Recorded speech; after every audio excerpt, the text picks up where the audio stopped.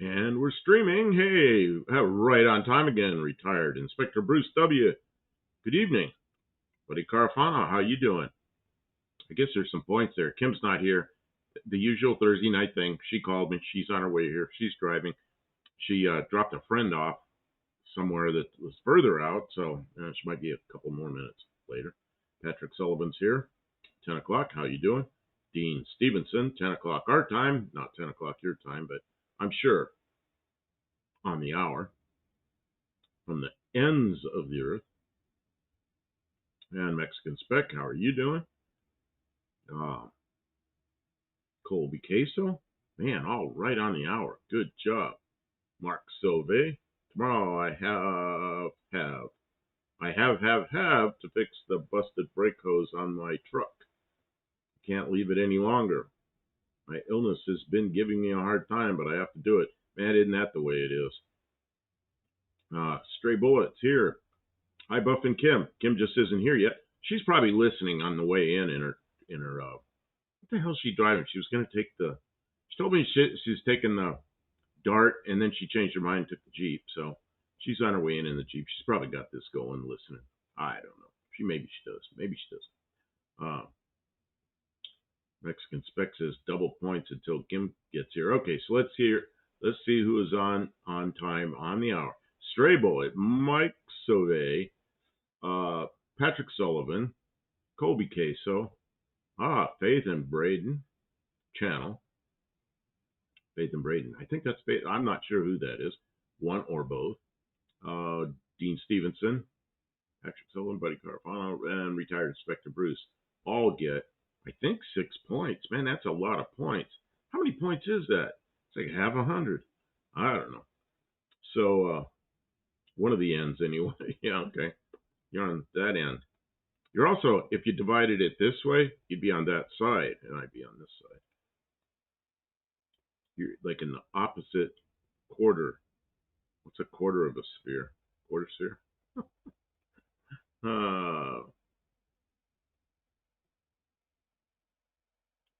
Says, I'm doing fine, Joey. Who's Joey? Joey. Uh-oh, who's Joey? Yep, Kim is always late on Thursday. And she always calls, and she did call, but her friend didn't have a ride or something, so she gave a friend a ride home. So she's probably running a couple minutes even later than normal. So, but she called me. She's on her way. Gearhead's here. Gearhead 6971. How you doing? Oh well, I was cheated out of 2 points on the last live where I said home improvement first. Man, I don't know, this whole points thing. Kim made this whole points thing up, and then I try to do what she does. I give her away the wrong number and everything. Starbucks is now accepting Kim points. Well, yeah, I don't know what kind of deal she made. Man, that'd be great. She make a deal with people to accept her points, and then I'm going to be after the points. Oh, he said, how you doing? That is Joey Tribbiani's line from Friends. And I never watched Friends. I knew about it, but just never watched it. I don't know. So I don't know what else is going on. We're waiting on parts. Kim ordered parts for the, whatever this thing is, now that it says LeSabre on the side of it. The Bronco LeSabre. She ordered transmission parts. She's got a tracking number that says they're supposed to be here by tomorrow. So maybe Saturday, on the live on Saturday, we'll have this thing running, or she'll be put it together or something.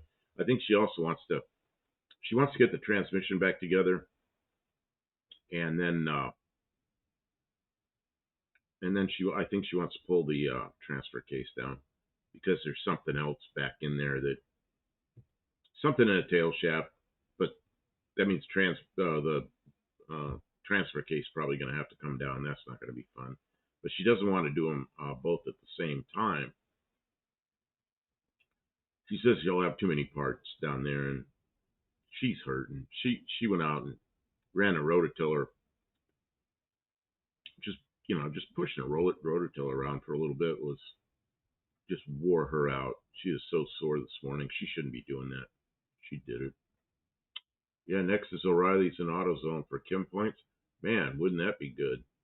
I'd take all the Kim points. Oh, they kind of make me laugh sometimes. I always laugh about AutoZone because I walked in there and walk right by where the counter is, and a woman says to me, "Can I help you?" Or "What can I help you with?" Or something like that. And I said, "Oh, I'm getting some gray primer." And I'm walking straight toward where all the auto body supply is. She says to me, "Year and model." I'm like, "What?" Just ignored her. Went over there, picked up a couple of cans of primer, brought them back. Oh, God, I guess they're training. They take it seriously. All it says I got rough country truck bed covers and Granger again. Ah, you already got. Oh, you know what? I forgot to select something here. So when I see when the commercials come in, and I missed that. Okay, let's see. What can I do? How do I do that? Okay, got that selected now. Sorry about that.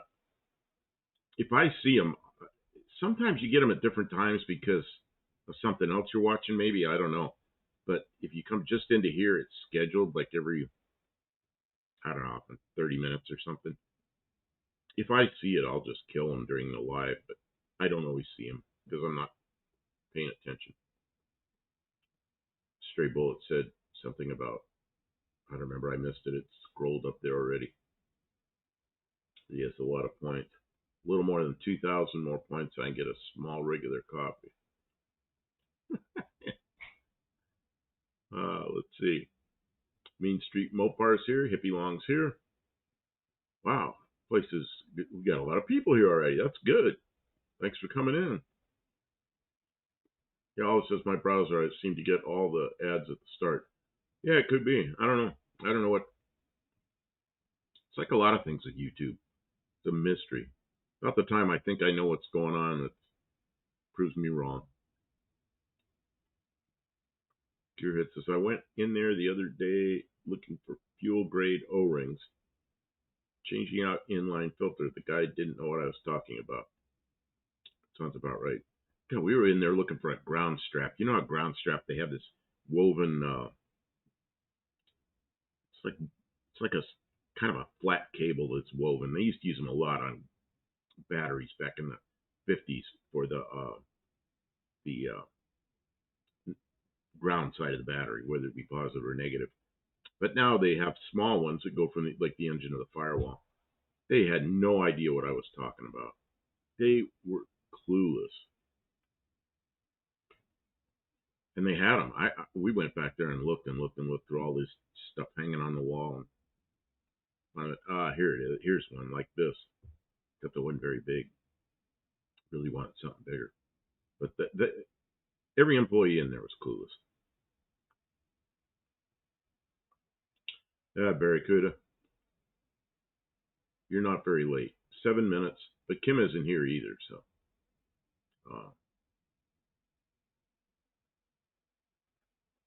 Man, I just cough drop. Man, I'm like, my breath is all like, what is that?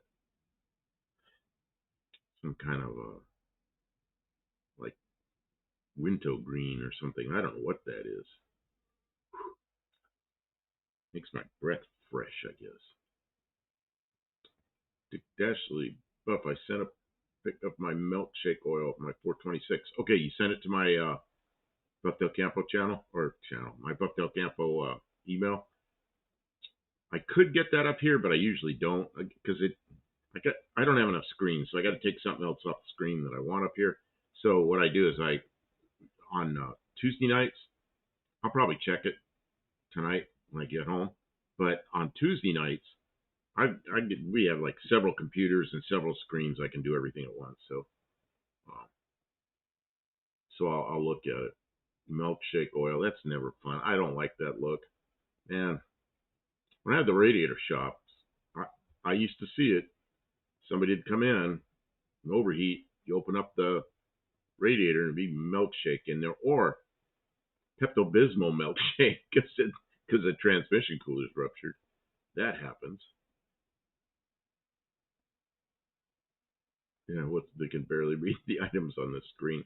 Or what I like is they turn the screen toward me. You're talking like an AutoZone or something. They'll just turn the screen toward me, and I'll look down there and I go, "That's what I need."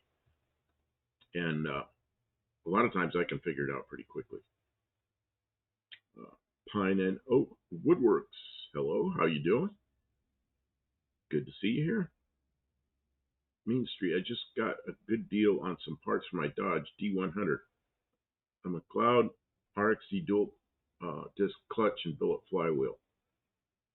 The guy brought them to me from Indiana. He was coming down to visit some family. Hey, that's pretty cool. When you can work out deals like that. I've had people deliver stuff, and I have delivered stuff. At the same reason, because I'm already going there. Mexican Spec said that is not good to drink some mystery drink. Yeah, you don't want to drink the Pepto-Bismol out of a radiator, because that's going to be probably some kind of coolant and water and transmission fluid. And Precious Road Runner Garage. Good evening. How you doing? Mexican Spec, it might have been in a hidden vaccine. Yeah, I went to the doctor today. They didn't stick me with any needles. I got this rash I get up here on my shoulders. It's just old people problem, and they're treating it with some creams and stuff that kind of works. And they want to start giving me an injectable. And she says, that'll clear it up. And it's something hereditary, too, because my oldest son has the same problem. And they gave him an injection. Man, it cleared it right up. And I may do it. I talked to her about the side effects and all that. And she goes, this is really unusual stuff because the FDA approved it to as young as 2-year-olds. And she goes, that almost never happens. So she says, this must be some pretty safe stuff. She says, I've used it before. This is a dermatologist. She goes, I've used it before and never had a problem with it. So I don't know. I may do that. It's a little pricey, but you don't have to do it very often. So I may do it. Let's see, what are we doing here? Luis, you're here. Good evening. And Roy Korsmeyer. Man, yeah, you texted me and I owe you a phone call and I forgot. I'm sorry. Roy and I were friends like many, many decades ago, and now we meet up again. And so I think we still had each other's phone numbers from way back. So, yeah, I got to give him a call. Let's see here. This is moving pretty quickly. Mark Sauvé, I had a 76 Cadillac that had to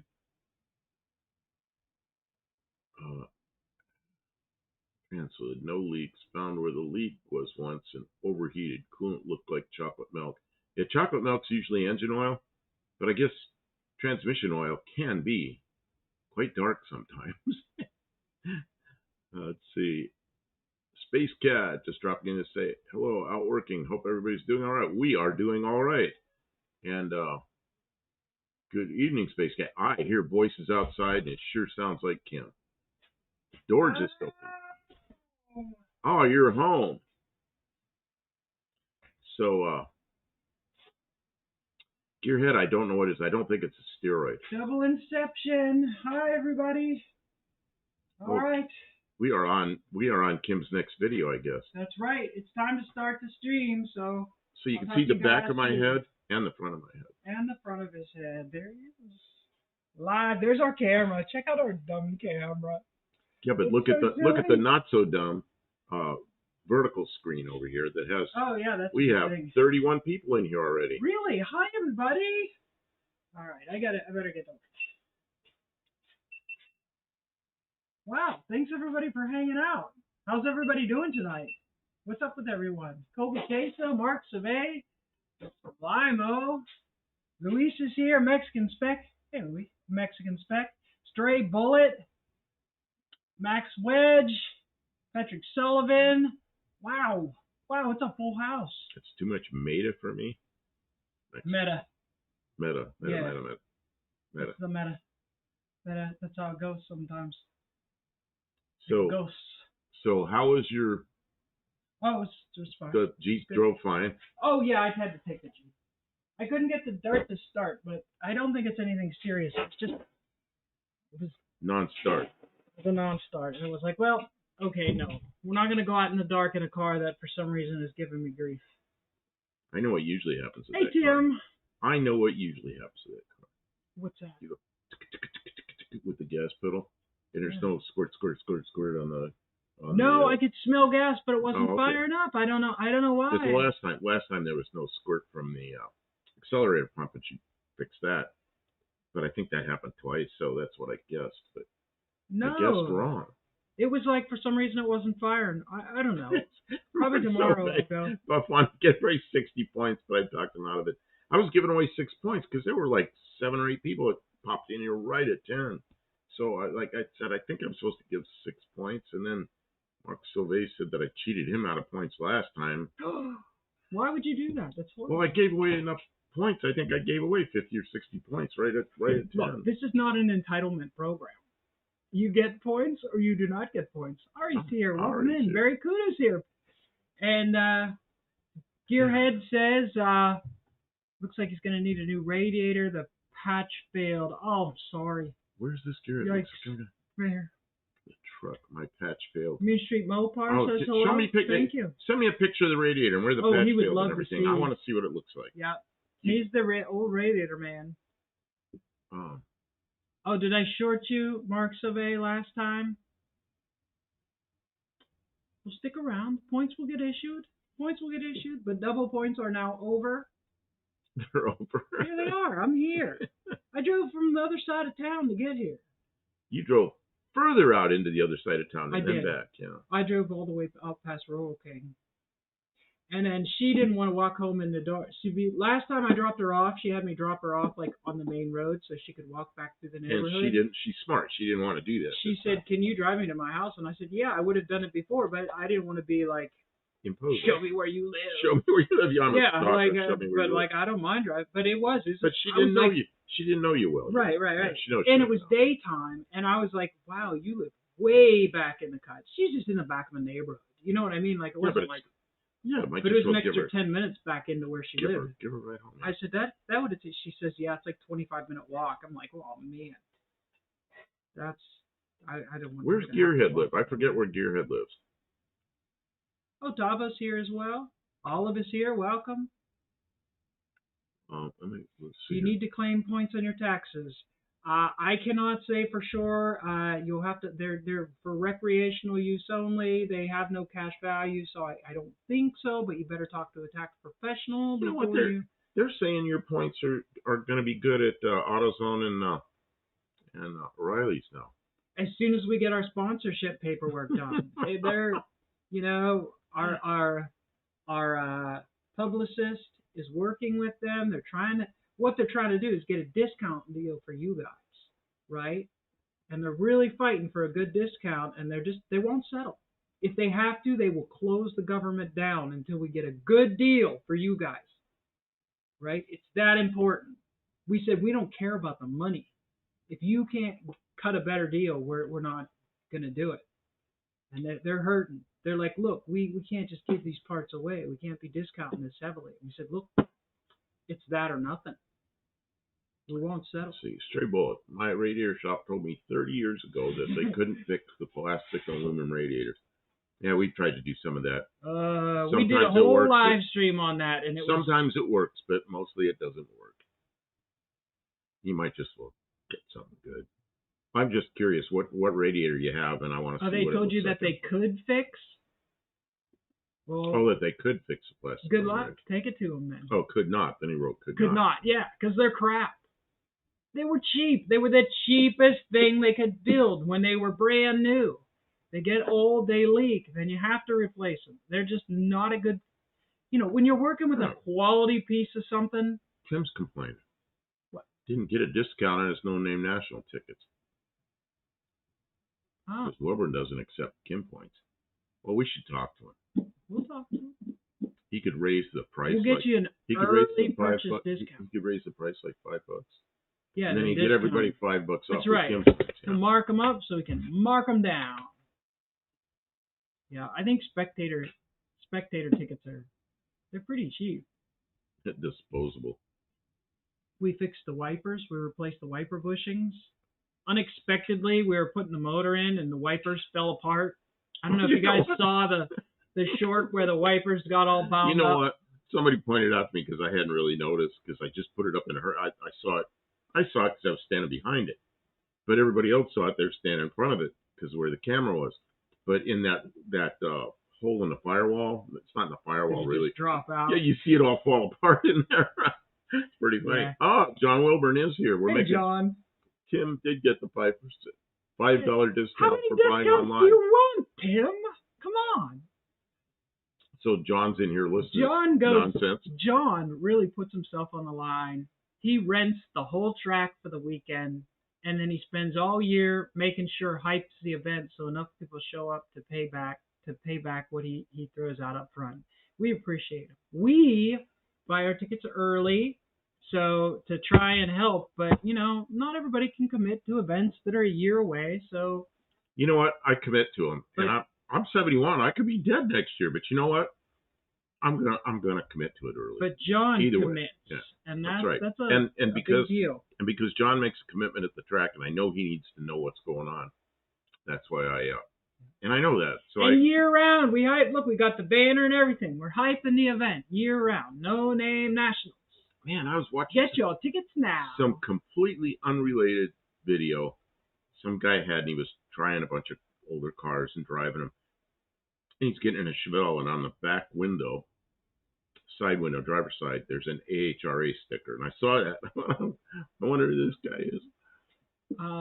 Mark asked what fixed the wiper parking. It's just the arm was out 180. There's a lever that goes this way with a shaft here. It wasn't supposed to be like that. It was supposed to be like this. But you can put it on two different ways. I forgot which way it went on. And it came out of a junk truck outside and then came here. But it all was the same. The mechanism from the truck was the same as the Bronco. And then it worked right, but it fell apart. So Kim went in there. But also it was all gummed up. Everything needed taken apart and cleaned, and there was rust and everything. There's all these little snap together ball joint things, and she took them all apart. And she cleaned them all out, and the little ball joint things, some of them had rust. She cleaned that all up, but they still had pits on them. Oh, and I said, just pack the pits full of grease. It'll help hold the grease in. She put it all together, and it worked fine. Not only did it work fine, but on fast it went toot, toot, toot, toot, instead of like fast going, it went toot, toot, toot. It worked so well. It's like, man, what a difference it makes when you lubricate the stuff. So they work well. I hope to stay together. They had little clips that are old, and one of them you used, the other one you replaced with an E-clip, which wasn't really quite the right thing, but I think it'll work. Let's see. I've been enjoying the race videos. Home run on Bringing Rich. If the track wasn't 600 miles away, I was seriously considering a deal to buy it with some others a few years ago. Man, 600 miles away. That's tough to manage a property at that distance. And then he says the Skelton's the right owners.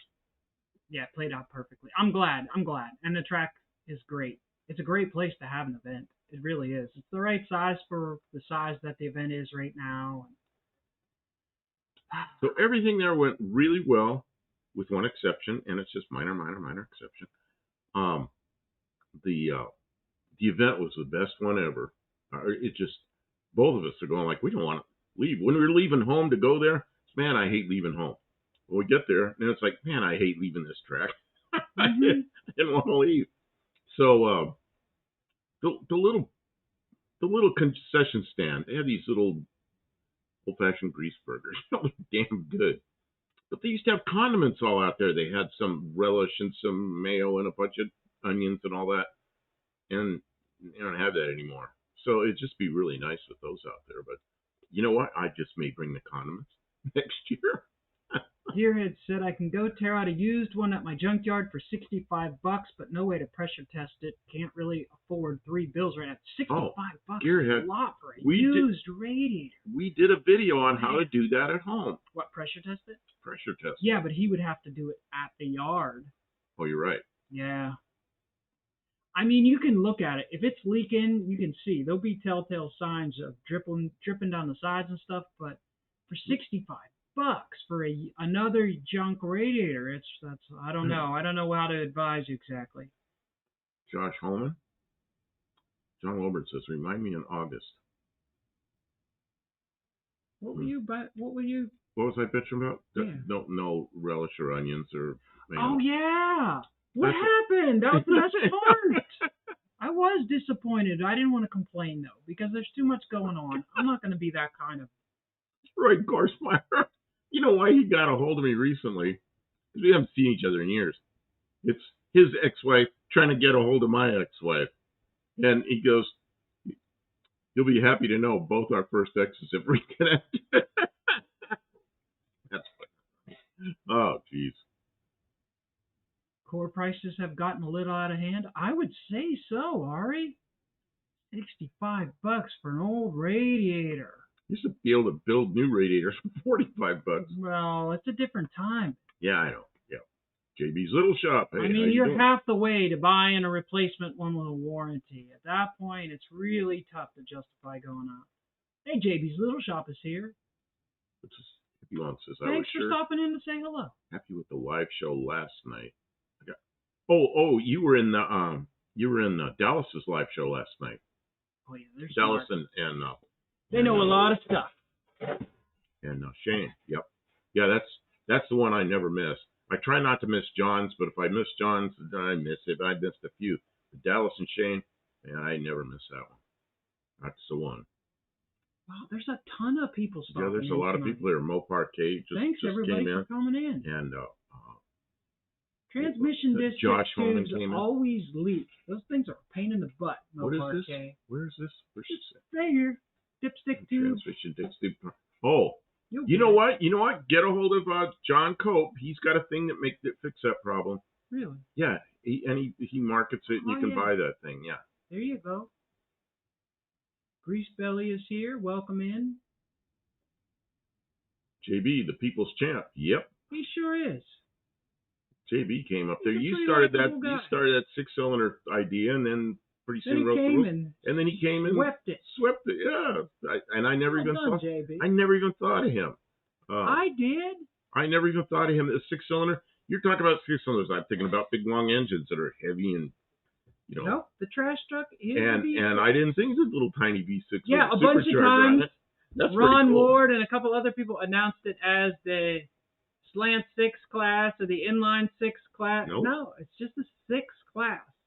Well, and you made it a bracket race, which is pretty cool. Because then even some of us that really have slow stuff. Yeah, and Kim beat me. I mean, she just ran away. I was wanting to race her. I thought it'd be pretty even, but no, she's like a second faster than I was. Yeah. And Granddad's Junk, good evening. Yeah, we're just on with the jibba jabba. I don't even know what we're doing in the shop tonight. Granddad's Junk, beautiful sunny day. It's perfect. Okay, so it was nice. Good day. So he must be down under somewhere. Oh, cool. Tommy Hanlon says hello from Dublin. Oh man, we're a worldwide. I was out today. Worldwide thing tonight. That's pretty good. There was no 300ZX there to race. Oh yeah, that would have been a fast car. We put an aluminum radiator in here thanks to Lester LeSabre and Dirt Road Landing. Mexicans. They funded the replacement radiator. But I can never think of his name. Sean O'Brien was there with a 260Z that was pretty quick, and he's the one that does all the 3D printing, and that engine bay is just it's beautiful, and it's all stuff he made and did and everything. But the car's also pretty quick. I raced him, and he came up next to me. I started way ahead of him because it's a bracket race. But he came up next to me, and then he lets off it, and then I hear him again, and he lets off, and we get close to the finish line, he zip, goes, takes off. So, yeah, there were 2 S10s there. And he was kind of laughing afterwards. I said, yeah, I knew what you were doing. 38 Racing and JB's Little Shop both had S10s. I think 38 Racing is a little faster, but lots more cubes. Granddad's Junk. He's in New Zealand, South Island, West Coast. I have never been there, but when I was selling airplanes, we had a very active dealer, best dealer we had in the whole system, and he was on the east side of the South Island, and so I got to know a lot of his customers on the phone. Some of them came to the U.S. The dealer came up here like several times, and we really had a good time with those people. Gearhead said some aftermarket all aluminum rats are cheaper, but sometimes the fit is way off. Yeah, the fit is, they're a little bit but they're all aluminum. So if you do have a problem, they're kind of easy to repair. Like not super sort of easy, but like you can put epoxy on an all aluminum radiator. I don't know. If you get a good one, you're good. If not, oof. JB says, let's hope they keep the 6 class. I mean, there's usually a bunch of 6s.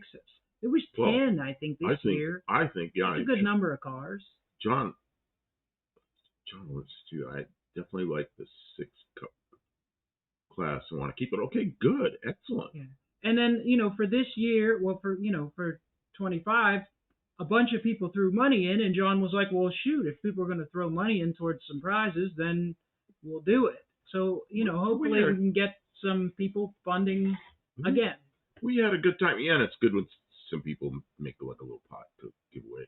But it's just fun. The whole thing is it's fun there. Stray Bullet, there was no nitrous in my car. There was none. And as far as his timing, I'll bet you we could tweak that timing a little bit. I don't ever remember checking the timing on your car. All right, firing on 5 or 6 cylinder. So you'd have to put the 6 back in your truck and then bring it in your race in a 6 cylinder class. Or you take the V8 and pull 2 spark plugs off? Spark plug wires off? No. That's not allowed? Okay. No, and it's bad for the engine. You don't want to do that. Why would anybody want to do that? Why would they want to do that? Take the plugs out. So why wouldn't they just want to run with other cars in their own class? Well, they made those V8s. GM made those V8s like that Pontiac. I had that Pontiac for a while, and it was a 468 thing. You could just set it so it's just 6. That was seamless, though. I'd be driving along, get on it, and everything went really good. It was an LS Chevy that set sideways up front, Grand Prix. But when you're cruising along, you go to 6 and go to 4 cylinders, you couldn't feel it. I mean, you really had to pay attention to know. But I knew it was doing it because it didn't use much gas going down the road. But when you put your foot in it, man, it'd take off.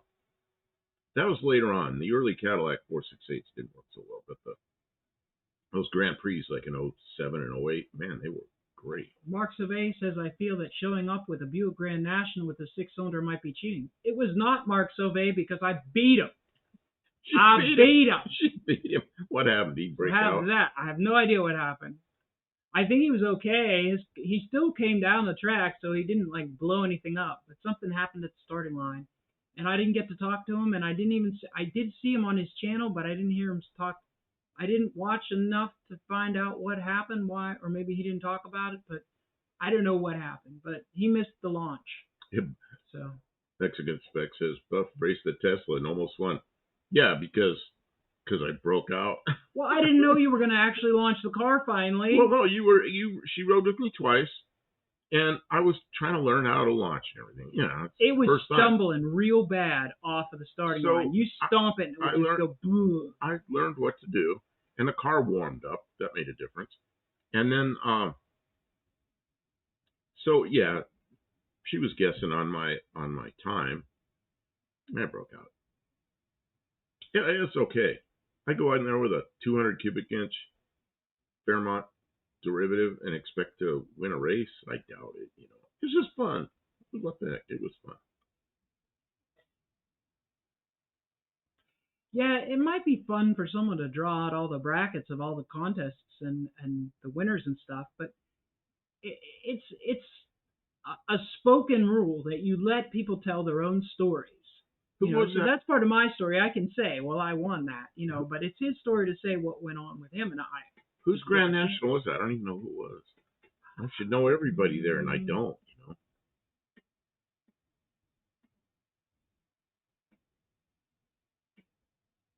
Let's see here. Very good, brother. How's Central going? We must be warming up now. We have the Raymouth Street Racing in Labor Weekend. Buick Smith. Well, what was yours and Kim's fastest times? Mine was like 1246. Yeah, it wasn't real fast, but I mean, what was yours, Kim? Yours was like 11. I don't remember what it was. I had an 1170 dialed on my window. And you didn't break out? No, I never broke out on that. But I didn't exactly run my number either. I don't know. I didn't really run the car down the track too many times, but it felt good. It launched really hard and it ran good for a six. Honestly, for a six-cylinder, I've owned prior to that car, I've run 4 different slant six powered cars that I owned down a drag strip. And on the quarter mile, the fastest one I ever had was in the high 17s. I think it was a 68 Dart with a or mild slant six in it. And if you work out the times on mine, it's in a quarter mile, it would still be the fastest of anything I've ever owned. And it runs like really? fast. Boy, it when you you give it the brake, when you load up the converter to launch, the car goes boom, boom. It like really launches hard. It feels great. But then, it kind of runs out of wind about halfway down the track. It really doesn't pull very hard anymore. It's all low end torque, but it goes really respectable for a JB. 1058 was the best he did. That's really good, JB. You got to be enjoying that truck. Like it's respectable for a street driven S10 with a 2.8. Very good. It says I bet that Tesla is consistent. Yep. The only thing that would make it not consistent is if you didn't launch. Same. But yeah, but isn't it all-wheel drive? Was it an all-wheel drive Tesla or no? Probably. Because if it's all-wheel drive, it just go. I think what would be cool is if you actually did something to it, like strip the interior out and drill some lightning holes in it. Yeah, it's kind of trolly to bring an electric, an almost new electric car. Non-modified car. Yeah, I mean, it was interesting. But I mean, you get to see it, and it's we're car people, so it takes all kinds. I'm not against it, but like he didn't build it, he just bought it. Like, well, I don't know. It's like the guys that are, you go down to Nashville and there's guys down there that have brand new Mustangs, and they go show them and polish them all up. Bad Tree brought what did they bring? They brought some kind of Mopar, like I forget what they're called, but it was just a driver car, and I was glad to see them there. So I don't care what they bring. I was glad to see them there and participate.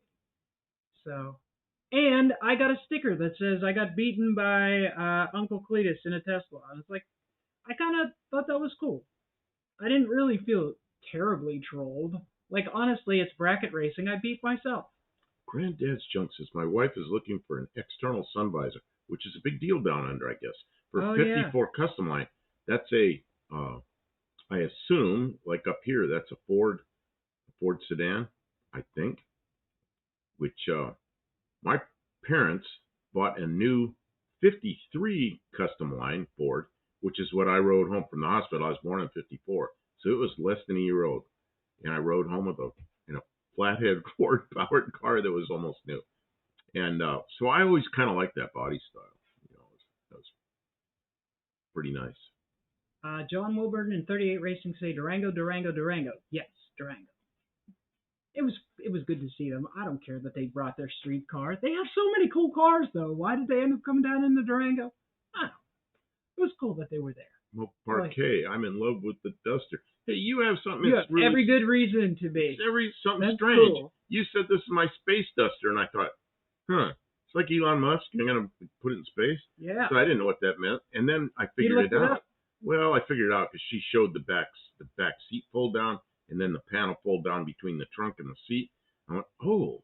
So then I looked it up, and sure enough, I found it. But she explained it first. Sounds like a freaking dragon. Yeah, it's cool.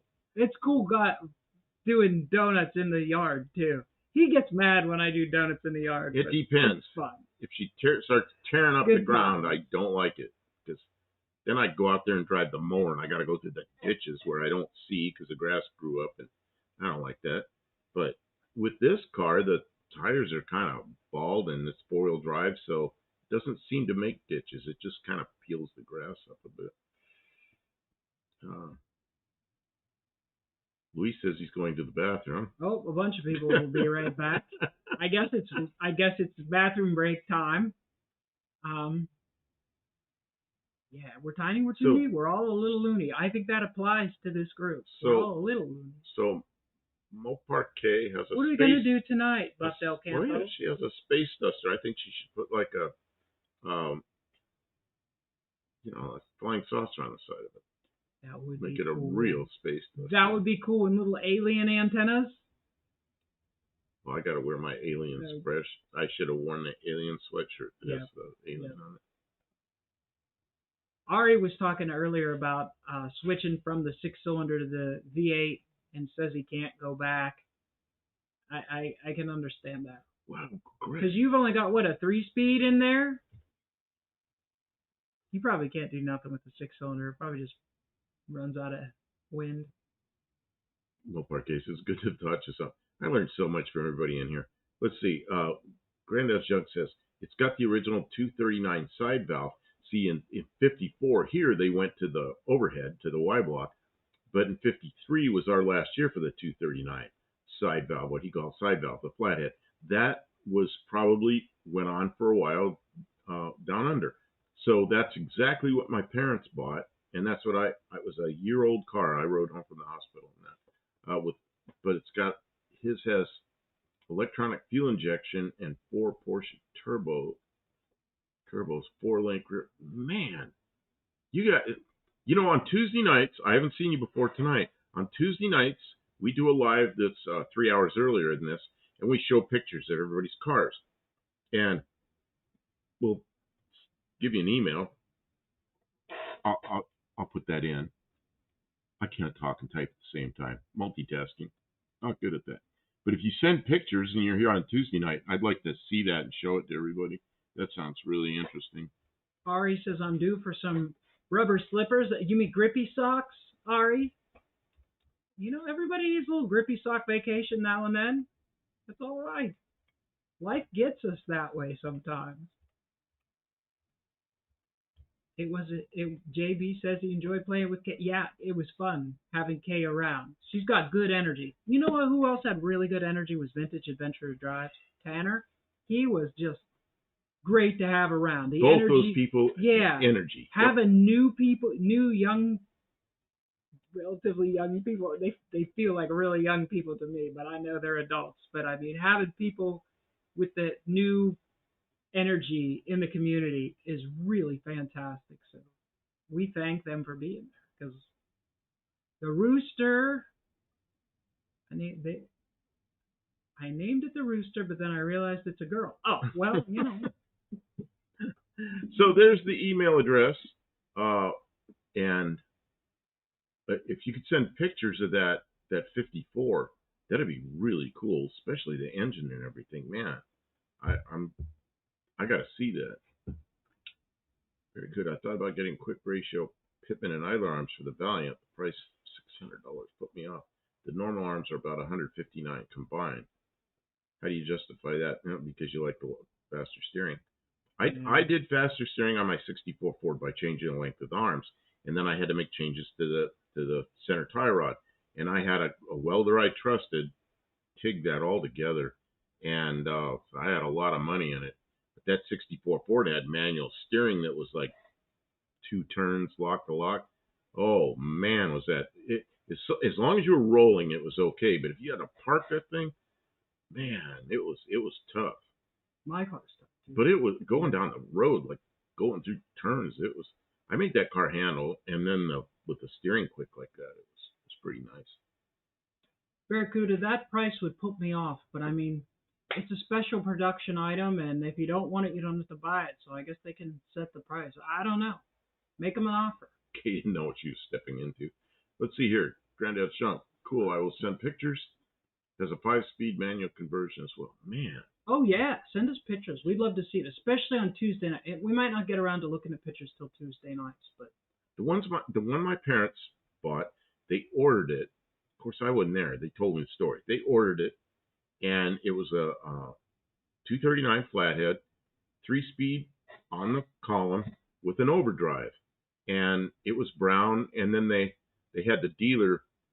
This is two tones are a big deal. Then they had the dealer paint the roof kind of a copper gold color, which my mother thought looked great. And so they had that car for 3 years, but they kept having kids.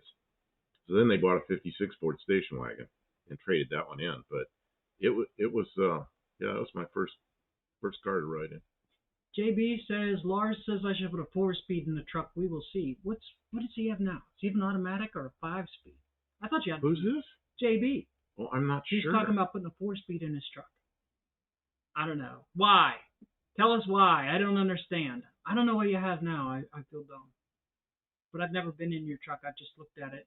I know the motor a little bit, but I don't remember transmission.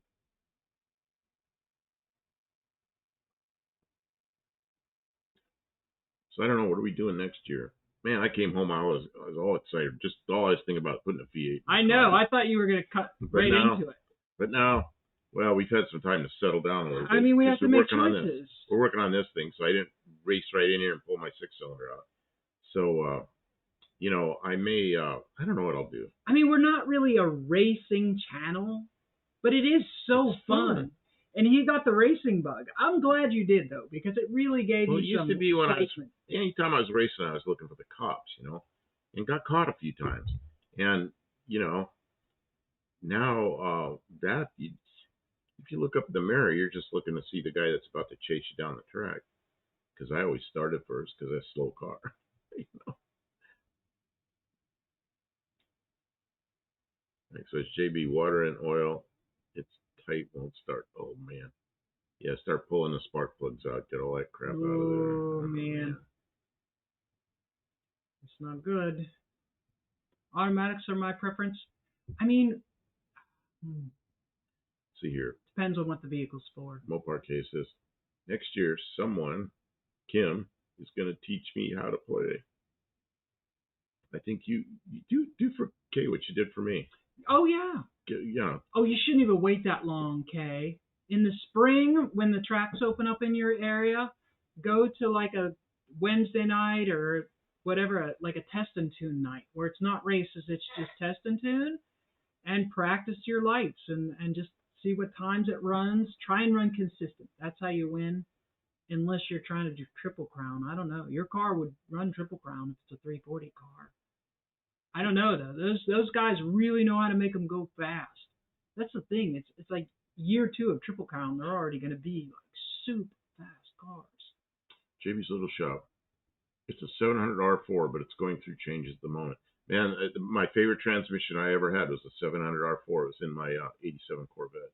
And somebody before me had done something to that transmission. It was just, it shifted so nice and crisp and nice. Not too hard to bang, but not sliding at all. It was just, man, I let that go. I thought about just parting that car out, but I couldn't do that to a Corvette. But, yeah, oh well. That would have been pretty cool. Barry Kuda says it steers quick enough the way it is, really. Yeah, and you can get, for under $600, you can get a quick ratio steering box, too, and that might be better than getting arms and stuff. I don't know. Kim, are you putting Buick engine in the Bronco? I see you have LeSabre written on that fender. It says Lester LeSabre because Lester LeSabre kept donating money toward. He made a generous donation because we needed a couple of them. And so we were struggling to get a radiator. We really needed one to move forward with things, and he put some money out there. And Dirt Road Landing the same, and a bunch of other people put out a couple bucks here and there. And I mean, it that's really made a difference. It made the decision for us. Like, okay, people want to see it keep moving forward. Right now, I've got the transmission in bits and pieces, and I'm waiting on. I've got a kit. A lot of people maybe haven't seen. What did he do? He put in about $100, maybe more. Yeah. Okay, so if you $100 super chat, yeah, we'll put your name on the side of a car. Heck yeah! I'm gonna put Dirt Road Landings on. Oh, look at this! So look at this. I took the transmission valve body out, and the gasket. I didn't know. Mopars don't have paper gaskets. They're just steel on steel or steel on aluminum. But the paper gaskets were all stuck and nasty. And someone said, oh, yeah, that's what happens when they overheat or when they get water in them. Well, we know this transmission had water in it. So I ordered replacement gasket set, and I'm going to clean out everything. And I got to clean out these accumulator things because they had sludge in them because like it goes in and pressurizes, but there's really no way for it to go out. Like the pressure releases, but there's no way for it to, and they were full of gunk. So I have to take another one of these off the one for the overdrive servo. I got to take that overdrive accumulator, I think it's called. I have to take that one still off. I was maybe going to do that tonight. And then these gaskets are supposed to show up maybe tomorrow. I don't know, maybe this weekend. But I don't know. The Saturday night show, we usually have a bunch of people in. I don't know that I want to be laying underneath the car all covered in transmission fluid during the Saturday night show, but Granddad that's what Chunk people want says, to see. Buff, are you a Ford fan? I'm a Mopar fan. My wife's trying to poison me. Well, you know what? I had Fords when I was young. He does and like the Fords. He's bringing us Fords. I want Mopars. Then I had some Fairmonts, American Fairmonts, which I think are different body than yours, but I'm not sure. It's like our, what do you call them? The Fox Body Mustangs? The Fox Bodies. And then those got old, and I did other things. And I got really carried away with my work. It all had to do with aircraft, designing airplanes, building airplanes. So I kind of got away from the cars a little bit. Now I'm back into the cars, and sure enough, I've got another Fairmont. Also, it's a Mercury Zephyr, same thing as a Fairmont. So I'm kind of back to Fords again. But during my life, I've had many Mopars. I've had Dodge Darts. You put a Chevy engine in a Mopar. No, I put a Pontiac Iron Duke in a Mopar, which is kind of funny. I mean, That's a sin. I had a 6-cylinder. Everyone pray for Buff Del Campo's soul. And what did you put in your Ford? I had a Mercury Cougar. I put a Chevy in. Yeah, I know. That's blasphemy. No, it's just fun. Goodness. But I've done other things like that. You need Jesus. My last Fairmont, my Futura, I pulled a little Pinto 2.3 out, and I built a 302 and a C4 automatic and made that thing into, well, then it broke the rear end. But then I fixed all that. Man, that turned into a really nice car. And this one, I keep telling Kim, this car I have right now, I feel like making a clone of the one I had, because the one I had was nicer than this one. And of course, it was only 4 years old. Now that it's 48 years old, it's been a few years. Leave the 6-cylinder in that one, and we'll build a parts car up into a race car. So that'd be a better one. Yeah, and I do have a Futura out here that's a parts car. The last thing we need is to make another car disabled for 6 months while we're building it. Mark Sauvé. So I drove a Chevy S10 with a 440 and a 727. It sounds like fun. What else have I done that's weird? I don't know. I've done a lot of engine replacements. I put a lot of 302s in where there were Ford Pinto engines, all in Fairmonts and Fox Bodies. Fox Bodies that had the little 4-cylinders, and I swapped them for other people and for me. Yeah, I don't know. Oh, Roy Korsmeyer's taking off. Hey, Roy, thanks for being here. Have a good evening. I got my puppy pad so I can lay underneath the vehicle. I got you this so you can wipe your hands off, but I need a big one. There's a big mess under there. My wife does have a 53 as well, but it's rough. It came with a 351M engine. Who was it? It's Dean Stevenson in. Oh, look at this. It's Dean Stevenson in New Zealand that always wants me to put M engines in my car. Who was the blonde who wore the potato sack and made it rock the potato sack and was like... I don't know. Okay, anyway, let's move on. You talking about Debbie Harry? No, it's Marilyn Monroe. Because Debbie Harry made some dress out of a pillowcase or something and wore it at a concert. Oh, man. Yeah, the M engines, I don't know. They're kind of heavy, aren't they? And don't the M engines, now I'm not sure. I think the 400 has the same bell housing bolt pattern.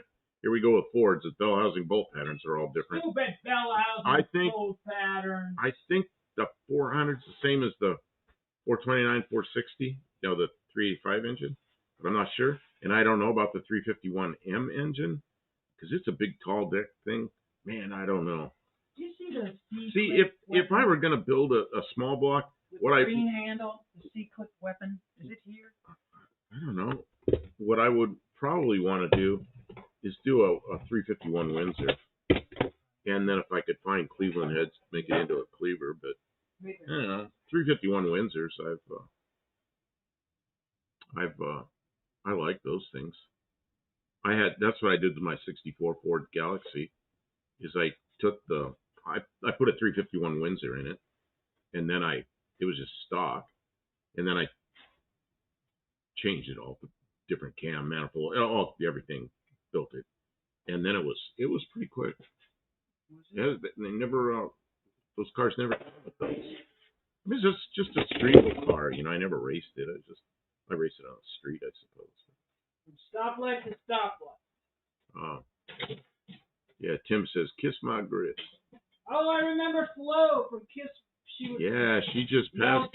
She just passed away. She did just pass away. I saw that. That was Holly Holiday. Yeah. Okay. Dean Stevenson says,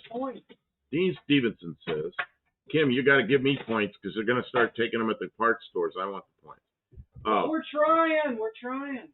See, Ask John Wilburn. Maybe he can get us a deal. Dean Stevenson says, "No, only in the first month were that dual pattern, small block Ford, big block Ford dual pattern for the 71, 71.5, 400 Ford."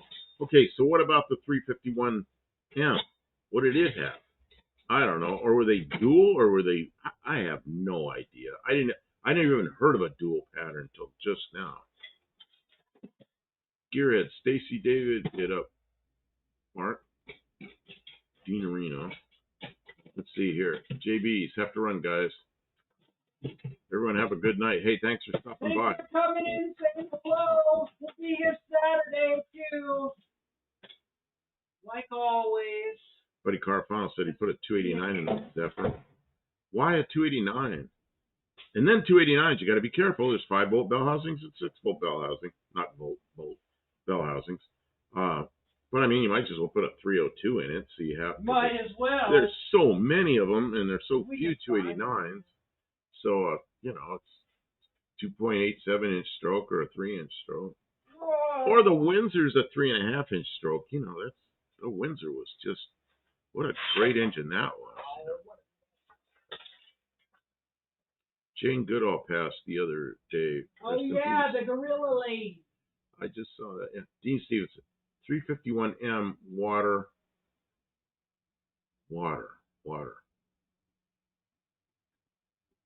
Oh, he changed that. Windsor? 351 were. It autocorrected, made were into water. 351M were all big block. Okay, so that's the 385 big block, I assume. Yeah. See, I don't have transmission for that. It's just and they're big and they're heavy. I mean, maybe, but we don't need it. It's a street car. I don't know. I guess we are a car building channel. But I've got, it's got the 6-cylinder cross member with these big mounts that stick right up, right about. And I looked at Chevy, which has the sump in the back and everything. It would just about go into that. He wants to put his into that Mercury Zephyr of mine. But then, then I gotta take the crap from all the haters when I do that. And I'm not that much of a Chevy guy, but the small block Chevy makes sense because of so many parts available. Go on eBay and anything you want, it's there, and probably not expensive. Oh yeah, there's people ripping out small blocks to put in LS. Put in LSs, yeah. So there's lots of stuff for them. Ripping out perfectly good small block engines. And what are they thinking? I think what the Chevy is, everything's interchangeable, almost. I mean, basically, just think about it. And a Ford, it's like which bell housing, which this, which that. Is it this deck height or that deck height? Blah, blah, blah, blah, blah. And then, which are the rods this length or this length? And it's like you just tear your hair out with it. So, yeah, I like them. I really like 351 Windsors. but, you know, John Wilburn says we've got a deal with Edelbrock. Yes. John, you want to talk about that? Buick Smith. I'm out, guys. Have a great one. Buick Smith, thanks for being here. Take care. See, Mark Sauvé says it would probably be easier as well. Buff. Which would be easier? I have both cross members. I have the V8, which is cross member. The V8 cross member is also a V8, and the 4-cylinder Pinto engine cross member, and the other cross member that I have in the car is for a 6-cylinder. So I have that cross member here. It's 4 bolts, it goes on. So that's probably not a real big deal. John Wilbur says 351M 400 is basically a tall deck Cleveland, except for the bell housing bolt pattern. So that's a problem, because then I don't have because I got a couple of C4s. I have a C4 with the small block bell housing bolt pattern. Yeah, we have a 302 oil pan too. Oh yeah, and I've got the oil pan. All the stuff. The 302, I've got the oil pan and the pump and all that pickup thing, because that's a weird oil pump with oil pan with 2 sumps and everything. I've got all that stuff. I'm starting to get a little collection of Ford stuff, Kim. And I got an 8.8 rear end to put under it, but the only thing we have more of is Chevy stuff. I've got Mopar stuff. That's mine. Let's see here. I'd like to use my Mopar stuff. But Mark, you don't want a Mopar. 350 in the Zephyr. I thought about putting a 360 Mopar in that car. I got one. I got a 727 transmission to go with it. But the what do you call it? The oil pan, the sump is in the middle. That's the only place I can't have it. No, I have a truck pan. That's you have a truck pan? Yeah. We can get any pan. $100, you get a chrome pan. Yeah, Buddy says, if you 350 in a Zephyr, AC alternating power steering would need custom brackets. Yeah, and Kim and I have talked about that. Can you hand me so I don't have to get up?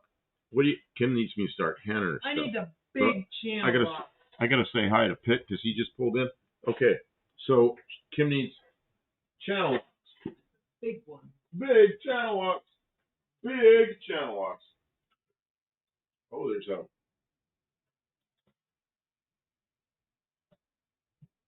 soldering station up here. It's not for okay. You must be soldering.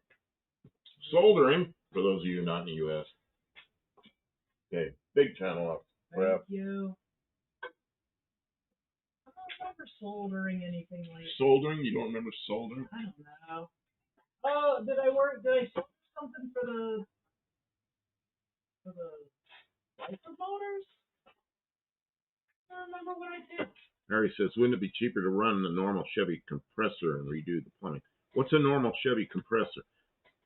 All the old Chevy compressors, which is big, long, the one they call the 6-cylinder Frigidaire, those are great, but they're heavy and they take a lot of space. And then you got to figure out how to make all the lines and everything. And then the little 4-cylinder compressors, the ones that rattle and everything, they break every time you use them. Those are terrible. And then the late model ones, I don't know what they're called. They're probably Sanyos or something. They're little tiny ones. Those things are great, but we just replaced this compressor. So I'd probably make a bracket.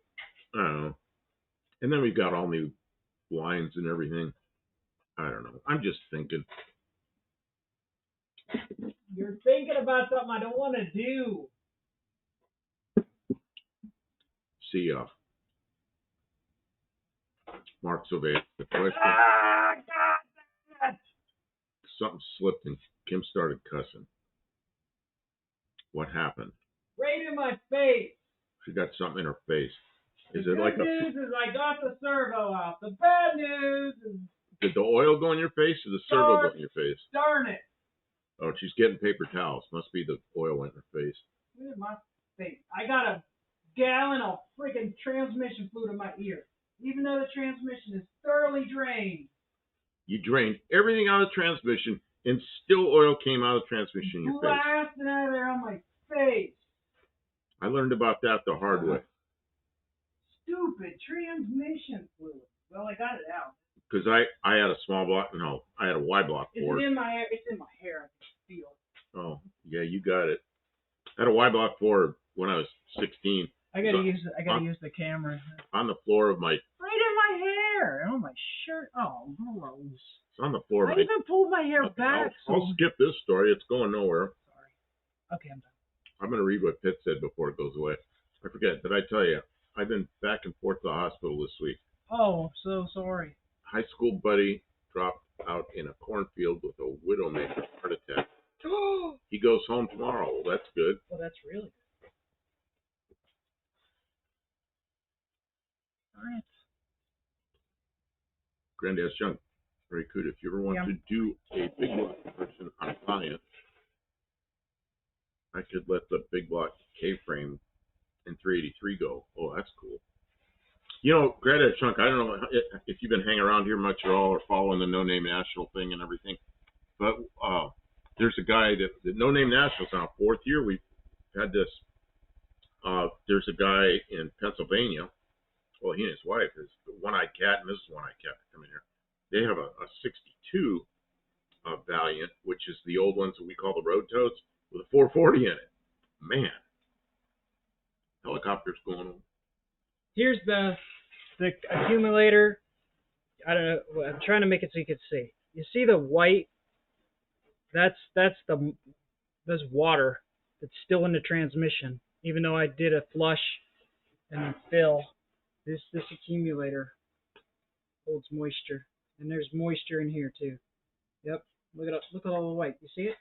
Use your eyes. See it? I see it. It's full of water. So I'm taking it all apart without taking the transmission out. Luis wants to know if you're okay. Yeah, I'm all right. I just got transmission fluid in my hair. I know what'll happen when we go home. That won't hurt me. Just straight to the shower. Straight in the shower. Yeah, well, yeah, I got it in my armpit and all over my arm and my shirt. And I'm just a slob. Messy. I already had a shower. I was digging today to try and help with our golden pond underneath our house. And I had a shower after that, so I'm just running the show. It's been a busy week here, trying to get things ready for winter. The basement dried out so I can fix my bathroom floor. But progress is good. We don't work on cars every day of our lives. That's not realistic. Like, we get to work on cars more than most people do. We have a charmed life. We get to spend so much time in the shop. We're lucky. Sometimes we think, oh man, we got to work in again. It's like, we get to work again. Yeah. Think of all the people. Remember all the years you were working. You wished you had more time to be working on your projects. And now we've got every day, all day, every day, sort of. Some mechanics that deal with transmission fluid a lot develop an allergy to it. Ooh. John Wilbert says, Don and Wendy, that's One-Eyed Cat and Miss One-Eyed Cat, celebrate their wedding anniversary every year at No Name Nationals. That's super cool. That's fun. Well, I met Kim at the first annual No Name Nationals. Yeah, you knew who I was before, but I knew who you were. You didn't know who I was I didn't. Because you weren't as channel. famous anymore because you hadn't been around. No, I've been working. I've been working on airplanes instead of doing YouTube. I was surprised how many people knew you. We were walking around and everyone was like, "Hey, what's up, Campo?" I'm like, "I'm with somebody. I don't know who they are, but everybody else knows." The reason is because I'd done lives with Tony UTG for a year and a half, something. Yeah. And we had a good time. I wasn't really doing car stuff then. So you just hadn't watched any of his lives when I was on there. Been around with that. It's like Mo Parquet. She doesn't know. She wasn't around. The beginning of that, she did a really good video all about No Name Nationals. Right at the beginning, she's over there, right with those little stands are right there at the base of the tower. Mm-hmm. She's right in that area, and she's talking, and somebody says something about us, and she goes, "No, I don't know who Buff and Kim are." That was at the beginning of her video, and then later in her video, she knew who we were. Look, there's a good-looking young lady taking pictures like she's interested. I wonder who the heck she is. Turns out it was Mo Parquet Don't Play. Oh, you remember what I said? I kind of sent you over there to her. No, you didn't. Yeah, she was looking under the hood of my car. She was looking at your car. I said, go talk to her. He was like, no, I don't want to bother her. Oh, no, I was talking to somebody else, and she looked kind of nervous. I could see her kind of walking over there and looking, and she was dressed nicer than, she looked like a lady from the bank. Yeah, but kind of casual, but she didn't look like the usual mechanic. Wow. So I said, why don't you There's not too many ladies, go talk to her? especially younger women. They're too busy doing other stuff. John Wilburn says, I sent Buff a pic of Kim in the pits of the first No Name Nationals before they met in person. He did. He did that while I was driving over there because I don't know how he knew I was kind of interested in you. I guess I was. They were all kind of conspiring before I got there. I had asked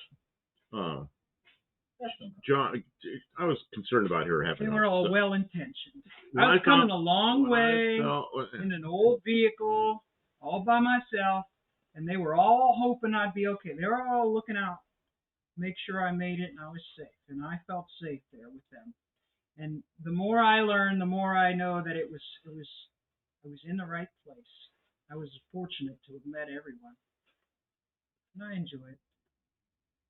I feel so fortunate to be able to be on the live streams and part of the community. Everybody's like very polite and cordial with me, and I didn't know.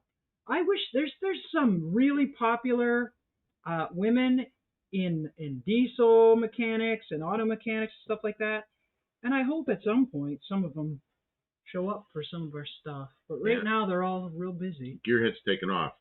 Oh, sorry. I started preaching. Everybody left. They're like, Kim, you're preaching. We don't want to hear preaching. Next Inspect says, I watched the first season.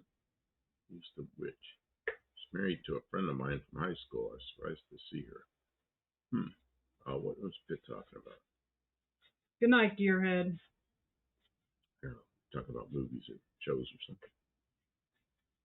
Well, see, Mexican Spec lived right in the middle of that whole movie industry area, TV shows and all that, before he lived in Mexico. So, like, a lot of the people he knew in high school are, they get famous and stuff. This one looks Or maybe pretty good. they already were. Oh, there's a couple of rough spots. Oh, you got rough spots there. Yeah, maybe I'll polish that up just a little bit. But it's pretty good. It's the best one so far. Those other ones are really rough. Tim says, Kim, how did you find out about the first no-name national race? I was watching Uncle Tony and the AHRA, and they announced it. I don't remember exactly the details, but they announced they were going to have a mini bike race, and I was like, well, I can race a mini bike, so I started building a mini bike. And I called John, and I said, John, is it going to be okay? And John said, yeah. He said, though, the mini bike people might kind of be the butt of the joke. Like, if everybody likes the cars, the mini bike's going to be slow and silly. And I said, okay, I don't care. I know I'm not going to take it that seriously anyways. He said, as long as you're all right with people making some jokes, I don't get offended. Like, of course it's slow. It's a mini bike. He said, well, come on down. And he even had me on a live. He did. Yeah, he had me on the live with the other monkey bike. And we talked for a good long time. We had a great conversation. People were really supportive. And I tried that thing with that supercharger, and it failed miserably. But they said, come on in anyways, Kim. So I did. And I had a great time. That buddy Carfano says he got $500 oil delivery. At first I thought he meant like bottles of oil for his car. No, it's heating oil. And it took me a second because I used to live up in the cold white north, and I used to buy heating oil, and it went through it so fast.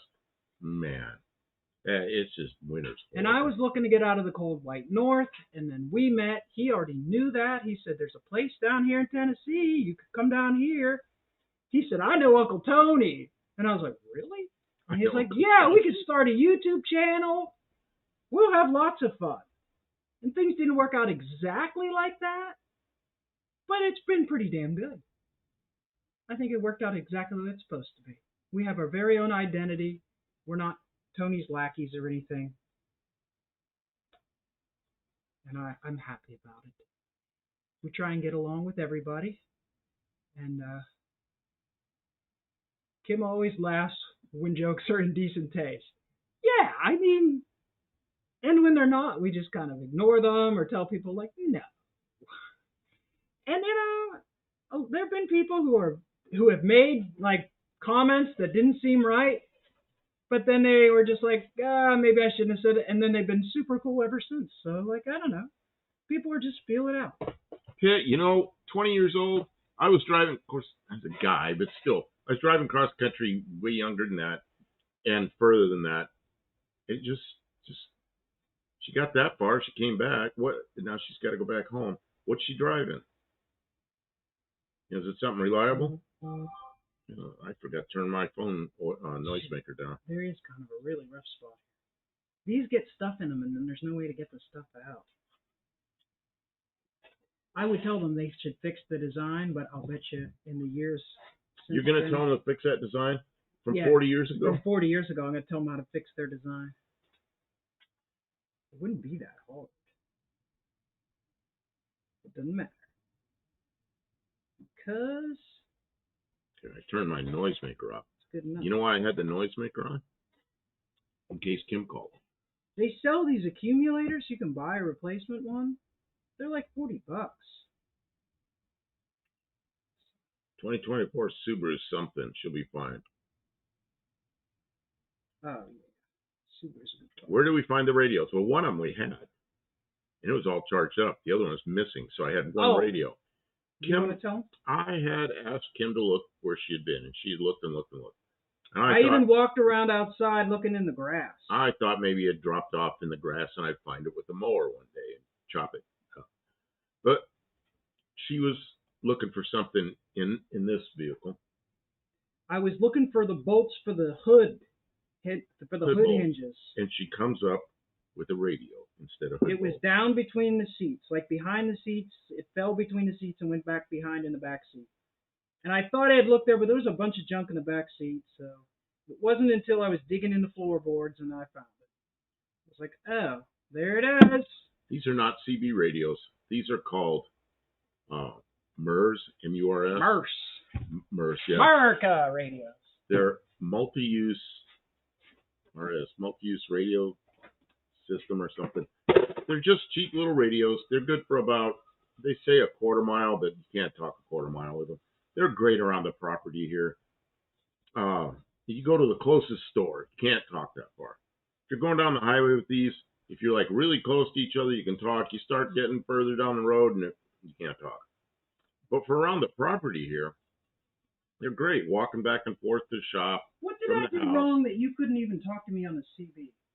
Oh, I forgot to put the antenna on the roof. It was just in the back we had seat. two problems. She has a magnetic antenna. She forgot to put it on the roof. So the antenna's in the back seat. It worked, but not very well. And then the other problem you said I sound like crap. Well, I've been talking on sideband, and I switched back down to the frequency we were on, channel 11 or something. I forgot to take it off sideband, so of course it sounded terrible. Yeah, I don't know what that is. But I clicked it over to AM, and then we could talk. Barracuda Buck, did you ever go to any Trans Am Series racing back in the day? Or NASCARs at Riverside? Never went to NASCARs at Riverside. However, there was a track that was only around for like 8 or 9 or 10 years maybe. It was in Southern California, and it was called Ontario Motor Speedway. And it was supposed to be a duplicate of the Indianapolis Speedway. Same bank turn, same size oval.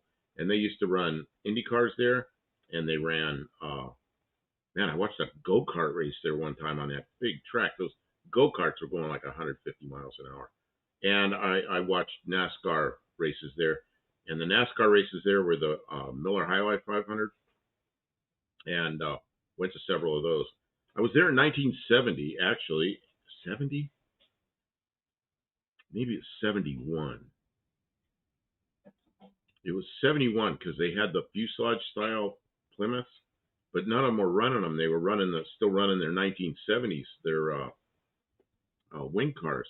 And I watched Richard Petty win that race in a wing car. And that was in 1971 at Ontario Motor Speedway. So yeah, and then what happened was some developers bought the place and, I don't know, they built houses or mobile homes or something. They ruined it. Nervous as a cat, shit and taxes, tattoo worthy, says Ari. Yeah, and there could be a graphic representation of that right on top of it. I don't know that I would want the tattoo, but somebody could get that. Lee says 70 Plymouth Fury. No, 70 Plymouth um, Superbird, which was a B body with a big nose on the front and big wing on the back, and they go 200 miles an hour down the straight. Now it is just an amazing car, and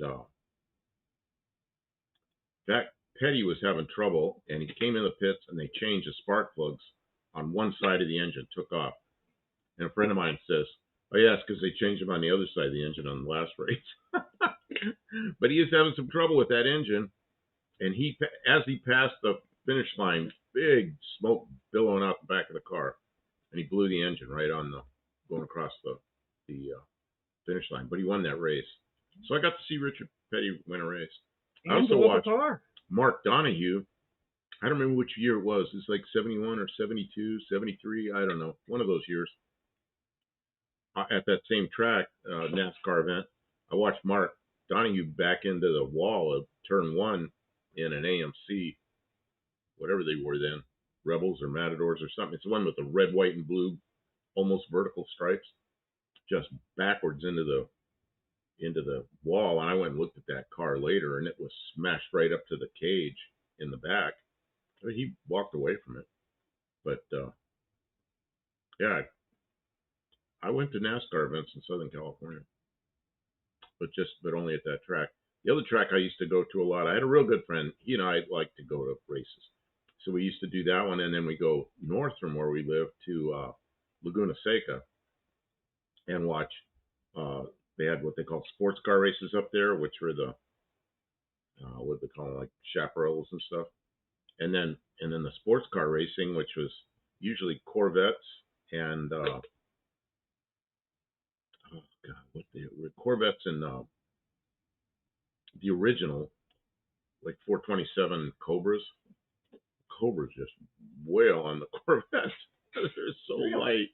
Oh yeah, they don't weigh anything. And then what else did I watch? Oh, we used to go to motorcycle. We went to motorcycle races once at Laguna Seca.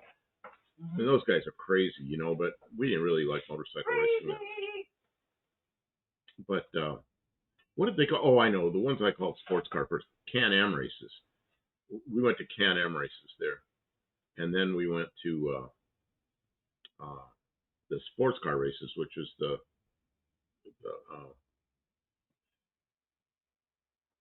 I just said it a second ago, Corvettes again, Cobras mostly. Buddy Carafalis was here at Daytona when Earnhardt died. Oh, yeah. No way. That was. Granddad Junk says, I must go. It's tea time. Great chat. Take it easy.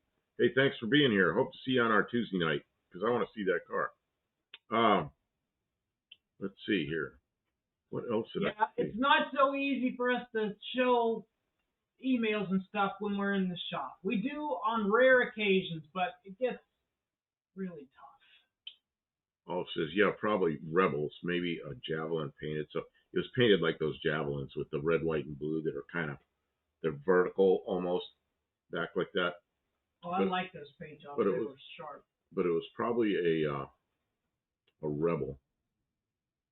What did, because AMC changed the name on their midsize car from, they called it the Rambler Classic, and then the Rebel, and then the Matador. Maybe they had another name in there. But the midsize, they played the name game thing with it. Did I bring the spring up there? A spring? Yeah. A black one? Oh. Would it be this one? Yeah, toss it. That's right. She caught it. I don't know if they're all the same. Oh, this one's different. Yeah, Granddad says, Ex-brother, I got you on Instagram. Let me know your next live. Mexican Spec has, in my opinion, this shows what I'm into, the best Instagram site there is. And feel welcome to put a link up to that Mexican Spec. And Braden's here. Good evening. Barracuda, a medical problem from altitude in a helicopter. Take him to the hospital to be checked out. What is this? Uh-oh. What did I miss? What did I miss?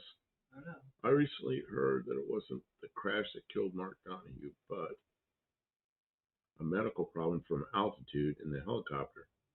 Man, who knows? Usually helicopters don't fly real high, but don't know.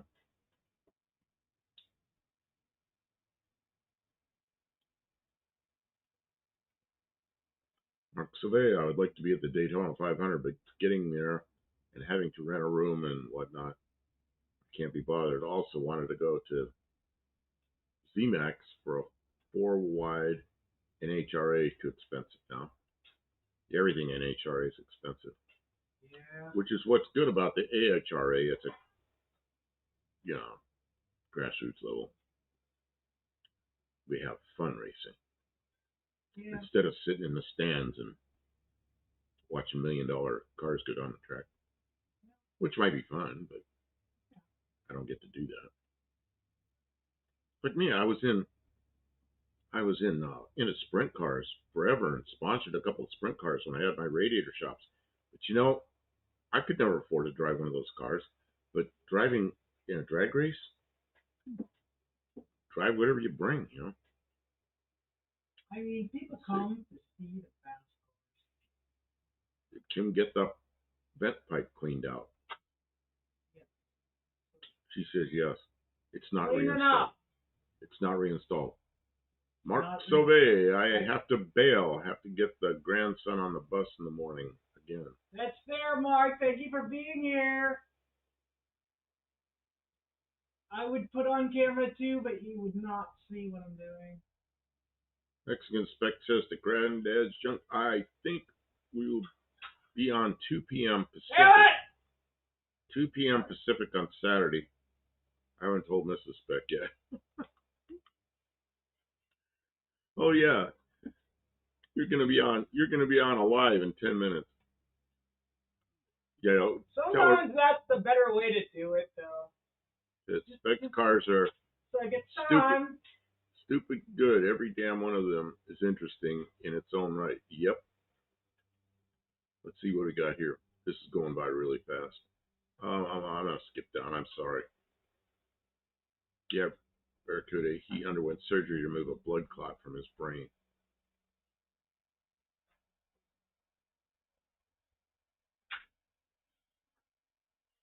Let's see. I'm periodically suggesting my brother-in-law take my nephew to some family-friendly Freedom Factory event. He got the car bug. This generation. Braden says you go to a Cletus McFarlane race. Yeah, that's pretty good run for us. Freedom Factory. That'd be fun. Let's see. Way Up Dude. Way Up Dude is here. Welcome. Hey, that's back in. I got one. Stuff Del Campo. You are the stuff, buddy. Thank you. He is. That's why I make him talk to everybody. Because, because Buffed Up Campo. Who doesn't want to talk to Buffed Braden Up says Campo? Someone should go to a complete McFarlane race and enter. Braden, why don't you do some of this stuff? Man. Someone do it. Live your life. Braden, what do you drive? What kind of car do you drive? Then do it. Get yourself an old police car. They're not expensive. And they're not extremely fast, but they're not slow. And they're fun. Put turbo on it. Buddy Carfano, did you remember to post your short? I did. So it should, oh, you know what? I've got to look because it was still loading when I started this. What was it about? Let me see. I got to look at it, see if it actually, I'm taking a break here to see if it actually loaded. When you need a break, you're supposed to. Oh, I know what it is. It's like, how I always call scissors schisms. So the title is Schisms.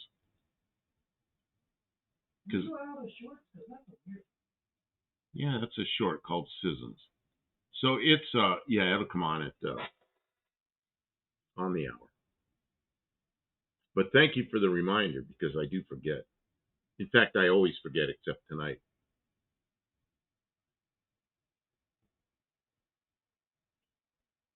Okay, let's see now. Braden says, I drive a 4th gen Cummins. Wow. That's quite a truck. Well, people like them. People sure do like them. All right, here we go. Which one is the one that we're Taking going to do? pictures of chat, so I have a record of the chat. Because I see stuff on there I want to remember. You know what happens? I don't remember it. Oh, you made it work. Oh, I'm just reinstalling stuff. Reinstalling stuff. Braden, it has to, this Mexican spec says, Braden, it has to be a Ford police car, not a Charger. But all they do is use police cars, Ford police cars. Well, I hate to see that because one day those will all be gone because they've wrecked them all. But I guess, what the hell? It's like right now looking back at cars that I didn't care about 40 years ago. I'm like, oh man, they're all gone now. I wish they weren't all gone.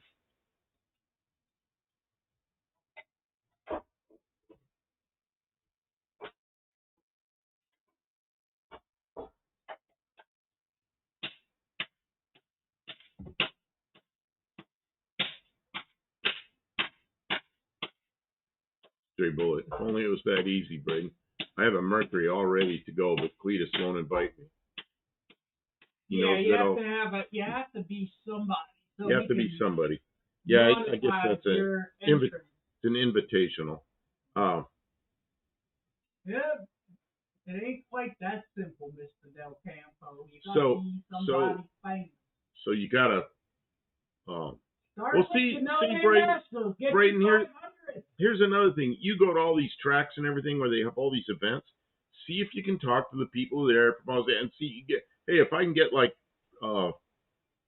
20 cars here to race, old Ford police cars or something, and will you do it? And then you'll have a race. I don't know. See what you can do. Or I know the stuff you watch are those trucks, those fast trucks. And I look at those. Make friends with somebody who's racing a truck and help them out. And you'll be part of a team. You could help out somebody that's already racing and just tell them, hey, I'm a mechanic, I can help you. And then don't get in their way, help them. But those trucks you watch, those are expensive rigs, I don't know if there's a class that they have that's not so expensive. A beginner class. Like a beginner class. Like where I used to go, where the sprint car races were, they had what they call sportsman class stock cars, which are like 3 or 4 years old and older, kind of like NASCAR stockers. Back when they were really stock cars, not what they are today.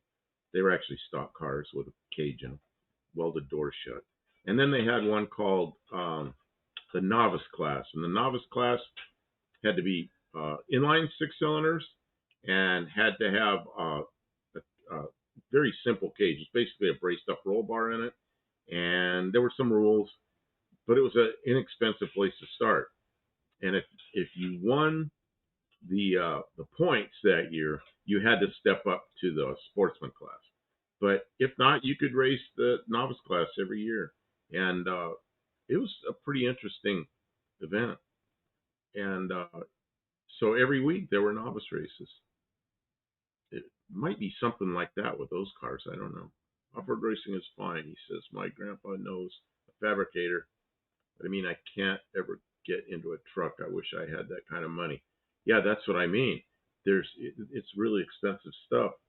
You need a place where they have a find a local track and go and hang out, get to know people, get involved. Like dirt track, oval quarter-mile racing where they have some stock cars. No, you're not going to be a champion racer your first weekend out. You're going to have to go and make friends and network. And see if they have a novice class where you can put a car together pretty cheap. Unless you're rich, and then you can buy. And like Kim says, get to know. That's what I did. I got to know some people.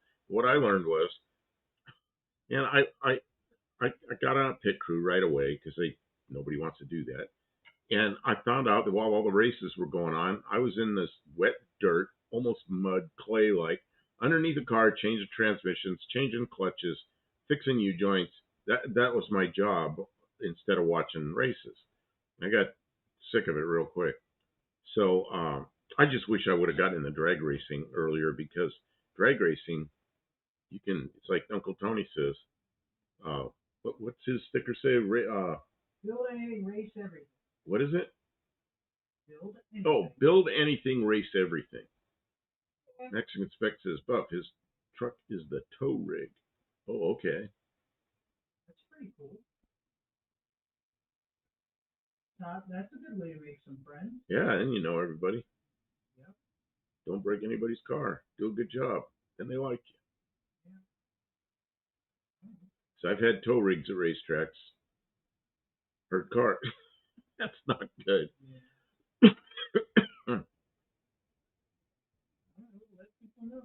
What's this? Barracuda says called Touring Car Masters. Luis, Peterbilt 352. That color is blue, and he got 3 stars. If you want to spec, you guys have 7071 Torino Falcons.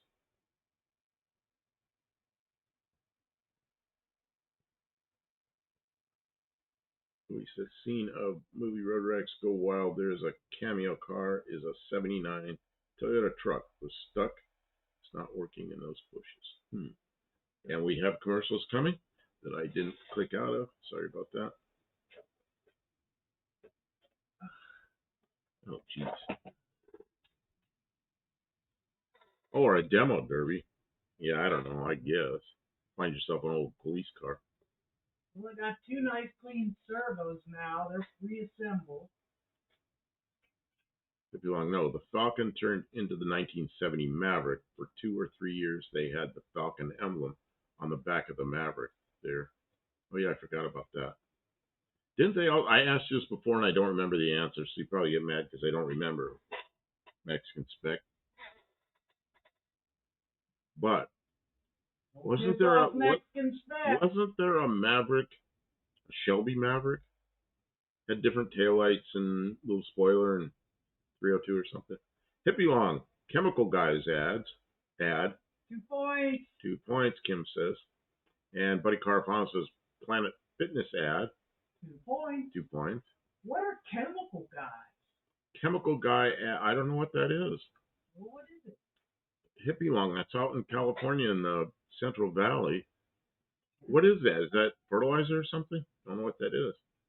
Luis says Gulf Oil ad. 2 points. That's 2 points. Thank you to our advertisers. They pay for our high quality kilobits per second.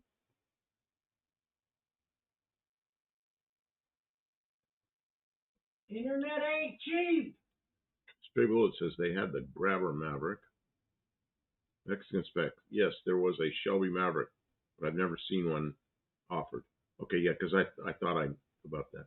How come there's so many people hanging out tonight? I mean, I'm not complaining. Braden says buy an axe now. Buy an axe now. I don't know what that is. 2 points. 2 points. Hippie Long says wax. I think. Oh, okay. Wax is the chemical guy. Okay. Cool. Interesting. See, we're learning. We're learning these things. We're learning about products. It says I always wanted to throw a 501 Cadillac in the back of a Astro Safari, complete with baby seat air cleaner. Has anybody been watching the new Zip Ties and Bias Plies? He's putting like a Cummins diesel in a Volkswagen bus. Oh, geez. Maniac. Mexican Spec got a, oh, God, Despegar? Despegar.com ad. Okay, 2 points. What? You know it. 2 points, guys. Thank you for telling us about the advertisers. Let's see. Braden says, what foreign Chevy or Ford would you want, or what foreign U.S. car would you want? A foreign Chevy or Ford? I don't know.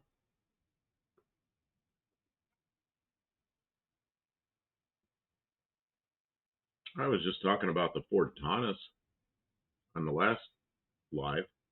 And the Taunus is a German Ford. German? I kind of like those things. German? Hippie long. Brazil had a 351 Maverick called the Stallion. Tim says I still have my Freightliner. It's got twin turbo, 15-liter cat. They chop them low and run them with. Couldn't imagine running my big rig 120 miles an hour up there. What's the fastest you ever been in a big rig? I know people that claim they're running over 100 miles an hour in those things. My guess is it doesn't feel real fast up there, but probably looks fast to cars on the ground. Mexican spec, the U.S. car had that as well, the silver car with stickers. Oh, I didn't know that.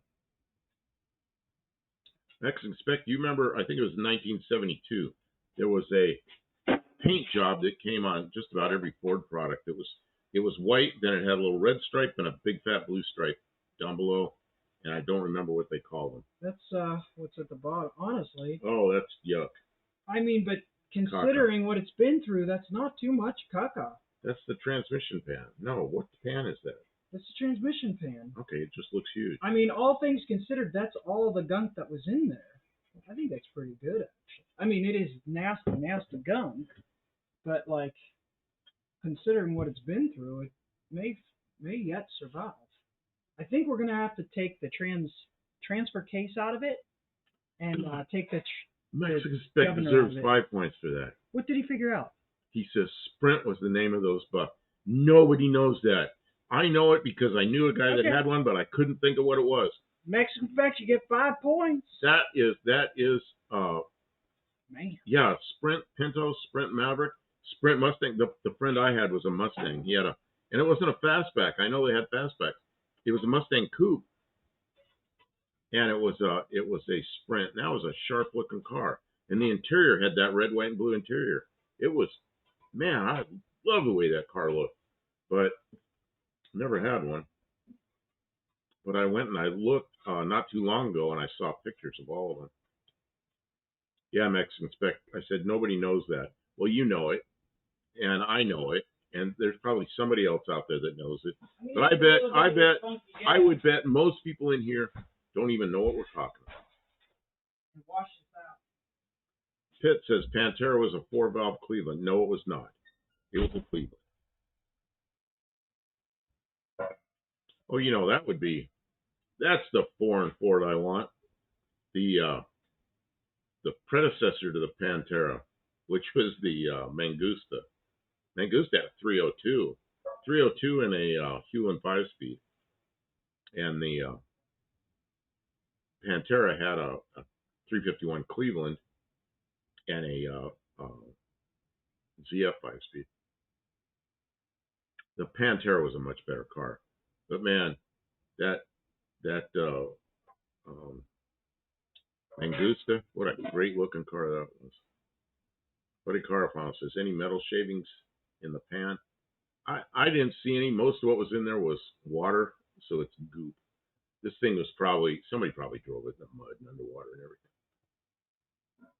Dean Stevenson says, Ford Venturi carburetor head engine pit. Yeah, it was a 4-barrel Cleveland. I drove a couple of them. I had a customer that used to bring me hers every year, and I did the cooling system on it, drove it, warm it up, make sure it's okay, drove it. And the Mangusta, I drove one that I did a wheel alignment on, just set the toe on it and drove it. In fact, that guy took me for a ride and scared the shit out of me because we were going way too fast. Do you have half a brain?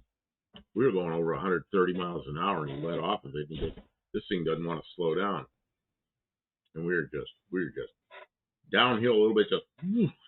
He's got his foot off the gas, and we are not slowing down. We're going 130 miles an hour in this little aluminum box. Yeah, it's because I love the Mangusta on looks and coolest. You know, I did an airplane. It was a little twin-engine airplane that I was going to use the wings off the Mustang. Oh, Kim, what does that smell?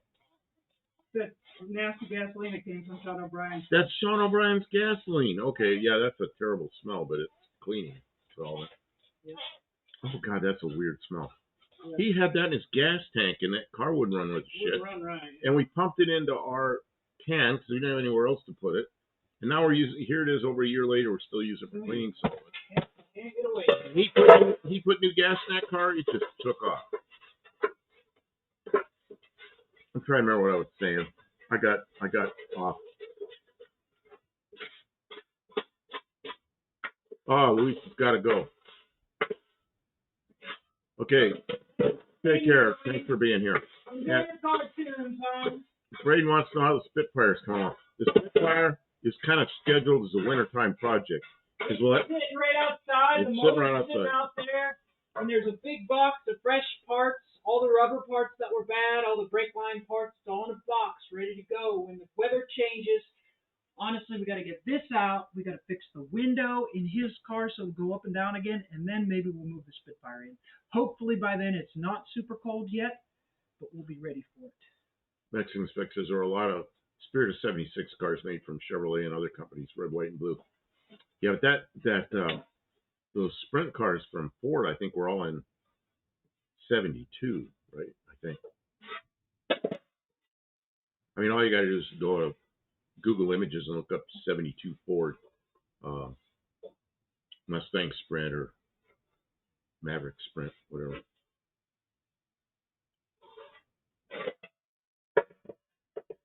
Oh, says, hey, how about for the aluminum Spitfire trying doing a Mangusti nose? Yeah, it's a front engine car though, so. I mean, we could do anything we want. Yeah, it's just well, yeah, but the engine's, you know, there'd be a giant blister. I mean, for an aluminum car, that's plenty of engine. If it's in the wrong position to make it a Mangusta-like car. I remember what I was saying. We did that replica Mustang. Well, I designed an airplane, used the same wing structure as the Mustang, but it's a little twin engine. We'd have to put the engines out on the wings and the engineering there. But the back of the top went down. It was a 4-place airplane. Well, it was a 2-place airplane with some space in the back. And what I did was I tapered it back, kind of like a 63 Corvette, but I had the sides open up like the Mangusta because an airplane sets a little higher because of landing gear. It would have been easy to use that for a luggage compartment. But I had that all drawn up, man. I still got all those drawings. But the boss was kind of like, twin engine airplane. We had a lot of projects going. And he always let me do anything with concepts. And we built a few concept airplanes, but we didn't do that one. He was probably afraid of that thing because somebody would have got hurt in that thing. Mexican fixes, yeah, it was 72. They were. Braden says, my thoughts on the new Ford Maverick. I don't know. It's kind of like our Jeep that new. I don't know. The new cars are really nice, but all the electronics and screens and everything, that crap's going to break one day. They're great when they're new. And the technicians at the dealers already don't know how to work on them. I don't know.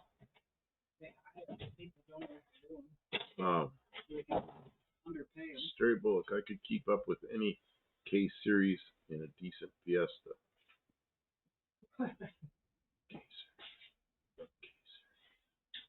Not sure what that is.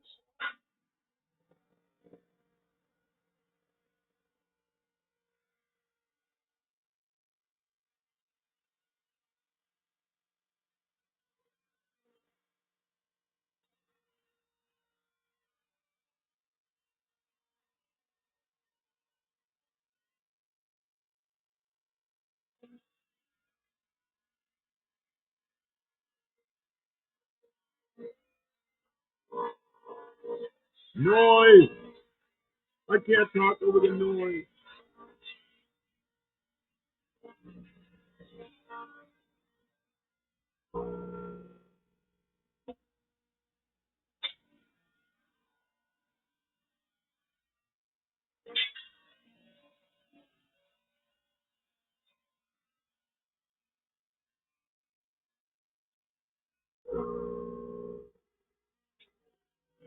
Sorry for the noise. Okay.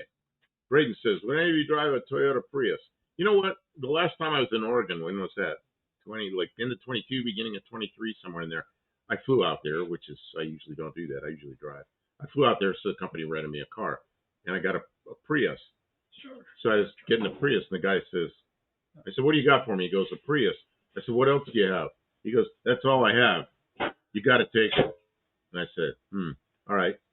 It's weird. So it's got this little shifter that goes back and forth and up and down. It's kind of just, I had to figure it out, but it wasn't hard to figure out. And all the instruments are in the middle, which I guess, I know why they do that, because they can make the right hand and the left hand drive with the same instrument panel. The biggest complaint I had about that car was the top of the dash was like an acre of land out there. It kind of slanted back like this, and it was shiny, shiny white vinyl. Maybe it's leather. I think it was vinyl. Leather. And anywhere the sun was, it reflected off that. I can't believe they put something that big white right in front of the driver on that angle. It's horrible. Other than that, I like driving the Prius. And I got all done with it. I had it for 2 weeks, I think, 3 weeks. Mostly I walked to work because I was close, but I drove into town, do my laundry, that kind of thing. Took it back, and you have to fill up the rental car before you take it back. It took like $3 worth of gas. I'm like, that's it? That's pretty nice. So, I don't know. They're okay. What I don't like about them is the complexity. But if I were going to buy a hybrid car, I'd definitely buy a Toyota. They've been doing it for so long with such success that, that would be the one to get. Now, I did have a mini lease in Arizona on another hybrid. It was a Ford. The heck they call that thing? A C-Max or a Z-Max or a P-Max or something. It was a black car with a real high roof. Abe Lincoln could have sat in that thing. And it was a hybrid Ford. It was okay. It didn't get the fuel economy that the Prius did. It got 37 miles a gallon in town on the road. Didn't matter what I did. 37 miles a gallon. I made it mad one day because I pushed it as fast as go out on some road, and I got it up over 100 for about a mile, and then slowed down. And man, the gas mileage went all nuts for like 3 or 4 days, but eventually settled back down on 37. It didn't like that at all. So I don't know. After my experience with those two hybrids, I would take the Prius. But if I was going to choose any new car, it wouldn't be the Prius.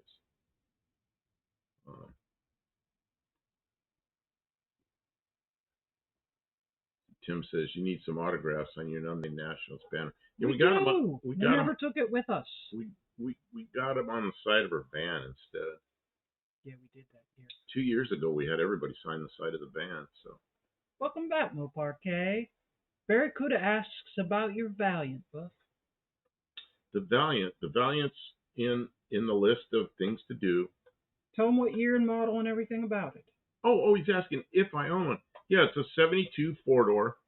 And the first project we did was build Slant 6 in it. We went down, we got it from Tony's shop. It was a abandoned project. It was a abandoned project. There. No engine in it. Basket case. Well, the engine was in the trunk. It was not the engine from that car. It was another Slant 6. There were parts of an engine. Yeah, it was a scattered bunch of. Most of the parts of an engine were in there. So, and the engine had water in it for a long period of time. For a little while. we took it apart and we honed and honed and honed and honed. The piston and cylinder wall clearance is about. It's a little bit sloppy. Yeah, it's 5,000. But that's okay. It runs great. So we bought new pistons, re-ringed it. Kim ported the cylinder head, put it all together, and that thing fired right up. It runs great. So the plan with that is we're going to make it into, or the plan is to make it into a ute like what they have in Australia and maybe New Zealand. I assume they have them there. But anyway, what's really cool about the Australian utes is they have, they use the front doors from a 4-door, so they're short doors. So and Tavo from Australia sent me all the dimensions, all these drawings, all this great stuff on the utes from those years. So, and we have a pickup bed out here that will use the floor. And I think what we're going to do is make it into a ute, kind of a copy of the Australian ones, basic uh, dimensions the same, but I may do a few different things. I don't like the way the Australian ones, the B pillar comes down and it just in an abrupt angle like this. I may swoop that out a little bit. Kay brought cookies. Okay, you brought cookies. John brought cookies. I saw him at the group tonight, and he brought cookies. I should have brought you a cookie. They were banana walnut cookies. They're pretty darn good. Thank you, John, if you're still here.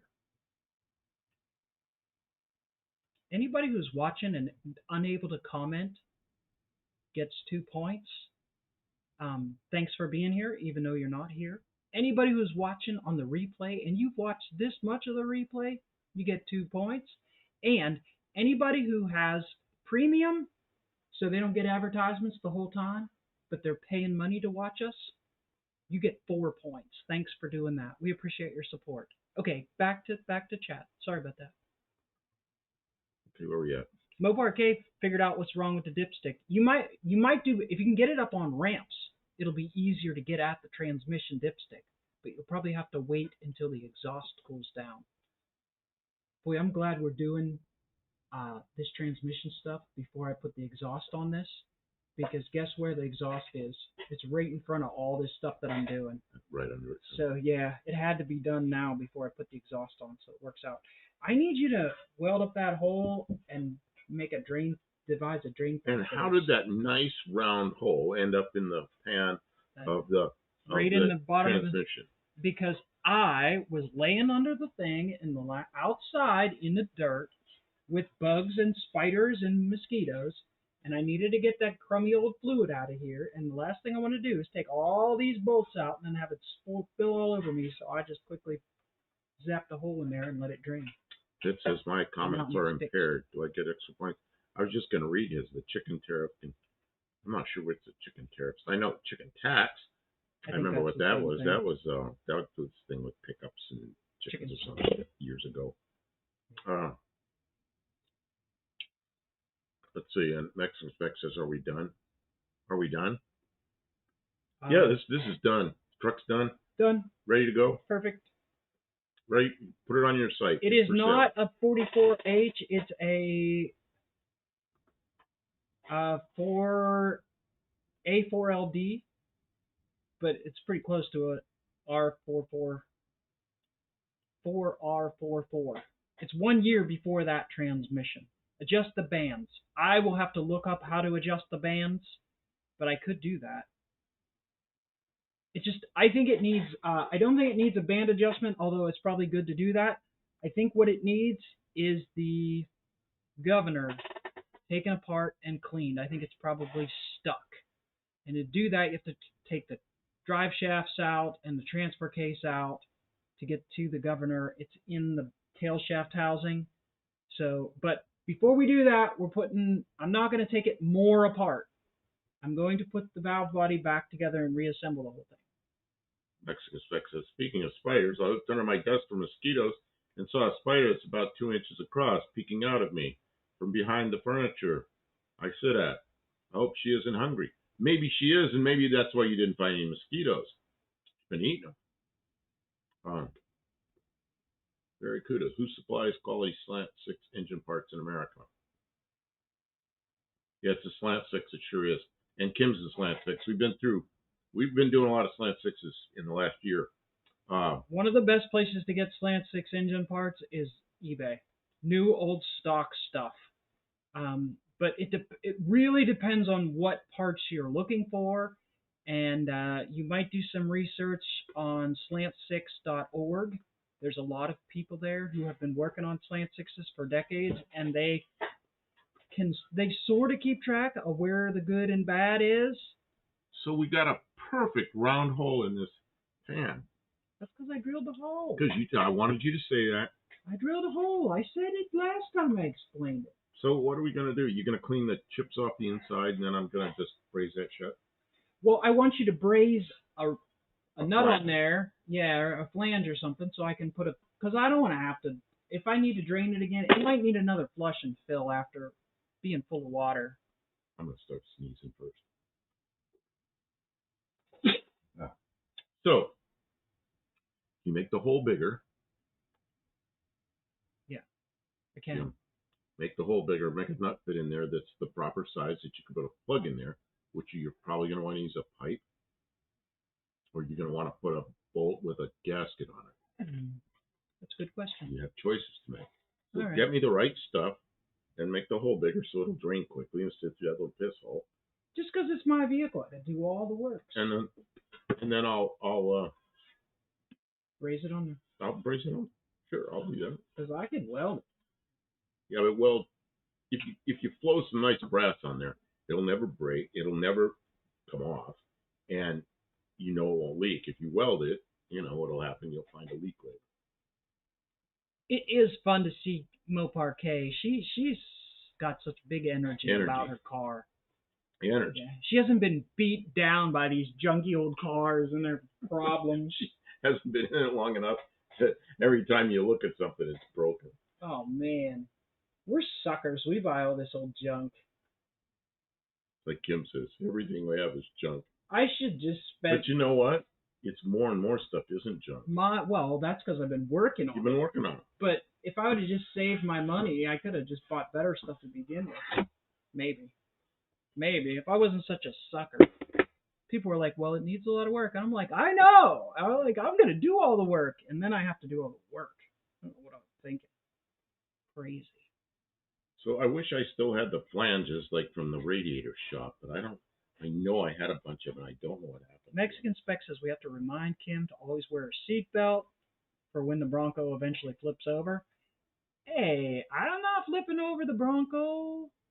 I don't want to flip over the Bronco. Put a big round roll bar so when it flips over, it'll keep going. It'll end up on its wheels we'll put one so we can do front rolls and sideways rolls. Don't give me any stupid ideas. I don't want to do it. Man, we got to find something. What do we use for that? A rabbit. A rabbit would work. Shorten the nose way up and then make a loop around it like this. So you go up and you stop and it flips over forward. They had like a super shortened rabbit. Your wheelbase has to be super short to do a rollover. They shorten it way up. Yeah, that was, there were two people did it. Garage 54 did it some years ago. And then the guy from, where is he from? Belgium or something. It was Milo. Good night, Tim. Milo did it.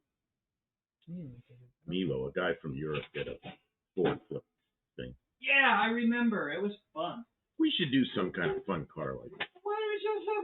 We should do all kinds of things. Well, that's a project we can do. Where are we supposed to get all this? I mean, yes, but also,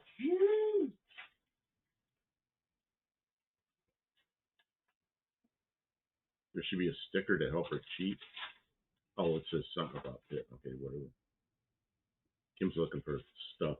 I wish I knew where those flanges are, because I had a bunch of them, and they're so good for that. Yeah, there's a lot of stuff around here. Oh, we'll find them after we do all the flanges we ever need. We'll find them in a box. Of course we will. That's how it works. We got enough stuff. We'll find something. I just jammed a rubber vacuum plug in there, and it worked for the last 6 months. Mexican Spec says we have a lot of crickets. It's white noise to me. Yeah, you're down there in Mexico far enough to where it's warm all year, and so you got all the good bugs. I can hear crickets here. Just like Australia, I bet they have all the good bugs. And I bet New Zealand doesn't, because you're just far enough south that it's cooler, I would think, but I'm not sure.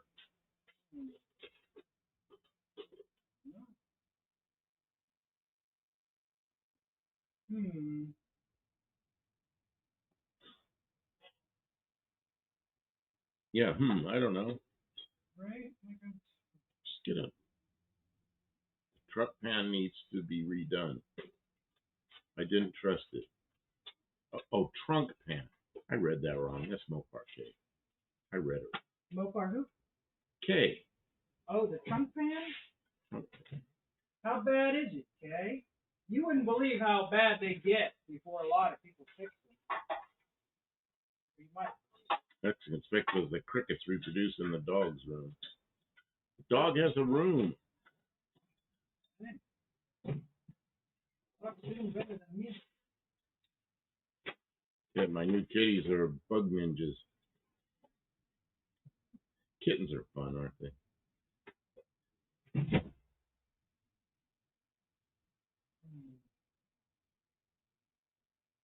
Stray Bullet says the bugs weren't bad at all in Northern California this year. Hey, did you have a lot of fires up there this year, or just a couple or something? I didn't hear a lot about it. Usually I hear a lot about it. Mexican Spec says the dogs have a room.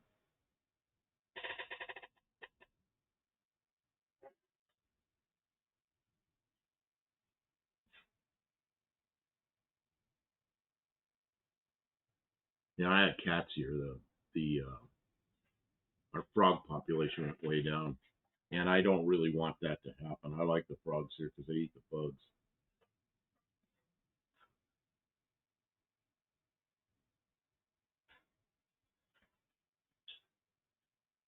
Those frogs eat till they're blue in the face and bloated, can't even move, and those frogs, it makes no difference in the frog population. We have big frogs though. I know. Well, imagine how many bugs we'd have if we didn't have frogs. Oh man, I'll bet. You're probably right. 25 on stop signs make good trunk sounds. Yeah, I don't know.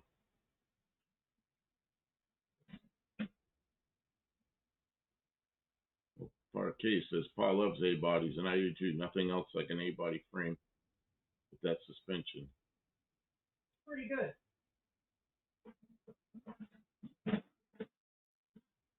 I just feel very nostalgic with the old motors. I enjoy them. Nifty. Nifty, snifty. Well, Parquet, I also love B bodies like Roadrunners, and of course any four-door Chrysler product. Yeah, but now you're getting expensive.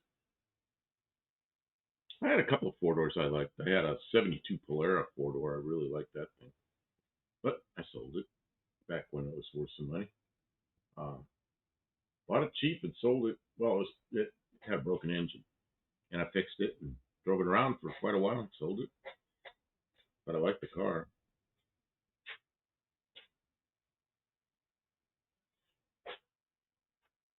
Josh says, yeah, but the county might not like you stealing their stop signs. Yeah, there's a guy I worked with that went to school here in Clarksville many, many years ago, but I worked with him in the fence contractor business, and he hated cops. And the reason why he hated the cops was because he lived in the dorms, and he came off the highway one night. He had one of those. He had a second gen Firebird, Trans Am, that big back window, and he had a friend with him, and they stopped on the on ramp coming into town, and there's a big sign there that says "Welcome to Clarksville." So they climbed up there somehow, and they took the sign down, threw it in the back of the car, and they're going to go back and put it in their dorm room. Well, a cop got behind him, and the big old window at night, and the reflective sign back there, the cop sees it, stops him, and arrested them both for having stolen property. So he hated cops after that. And I said, well, what'd you expect? You stole a sign. What'd you expect? He goes, well, everybody does it. No, some people do and get away with it, but no, everybody doesn't steal all the signs. If he hadn't stolen a sign, he wouldn't have got arrested. Stray Bullet says, not a bad fire year either, although the only place that I always felt would be the most threat to my property did burn this year. Jeez. Yeah, I lived in Central California in a place where a fire went through in, what year was that? It's in the mid 80s. Just devastated the place. All the trees were then just little burn off stumps, which is bad if you crash an airplane. Of course, trees are bad if you crash an airplane. Well, Parquet says stop signs are really expensive at flea markets now.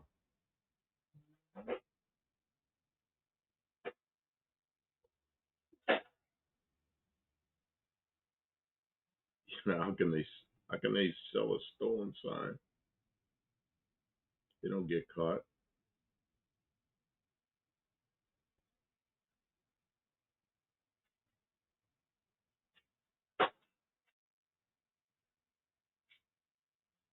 Mexican Spec says, Olive, I want my cats to rip the birds into tiny pieces.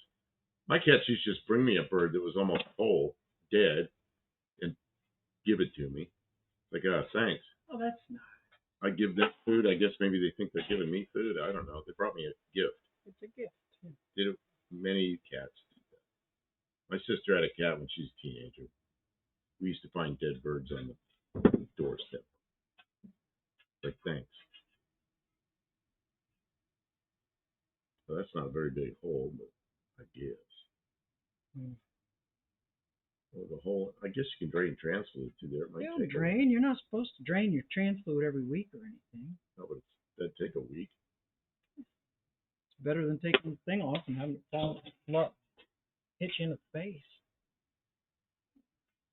Yeah, I see what you're thinking about using for a plug, which might not hold. What do you mean it's a bolt? Yeah, with a washer, but that's not a. You need like a rubber washer or O-ring or something. Well, I'll put a rubber washer underneath it. If you want, I plead the fifth or maybe the sixth. Yeah. Plead the fifth. I plead. That's what happens sometimes when people ask me what airplane I flew somewhere. I go, yeah, I think I'll pick the fifth on that. Are you standing? I was thinking I'll put a tack weld on it, so when you go to braze it, it's Don't all. put a tack weld on it. Don't do that because of the similar bonding or something. What? No, I don't want tack weld on there. Okay. Let me see. I was gonna just. You want me to take that? Yeah. I'm gonna take the hammer. Oh, this doesn't sand very nicely. I don't like the thing like that. Yeah, this is stainless, isn't it? Well, and it's got a gouge in it from a lock washer. This needs to be. No good. I think it'll work. I think what you need to do is go over to the wheel. Grinder. Yeah, just touch it a little bit. Touch it with the grinder. See right here, you've not that. This. See, you've got a notch from the lock. Where are you going? I'm doing something different. Doing something different. Okay, that plan's gone. I mean, I'll get it. I'm doing something else here for a second. Stray Bullet says, I just try to unbolt the pan so the fluid comes out one corner. Yeah, that's good, but this, we got it in our hands. Might just look I only need to fill this hole. And she drilled a hole in it to drain it last time, so now I got to fill the hole. Might just fill it with a plug.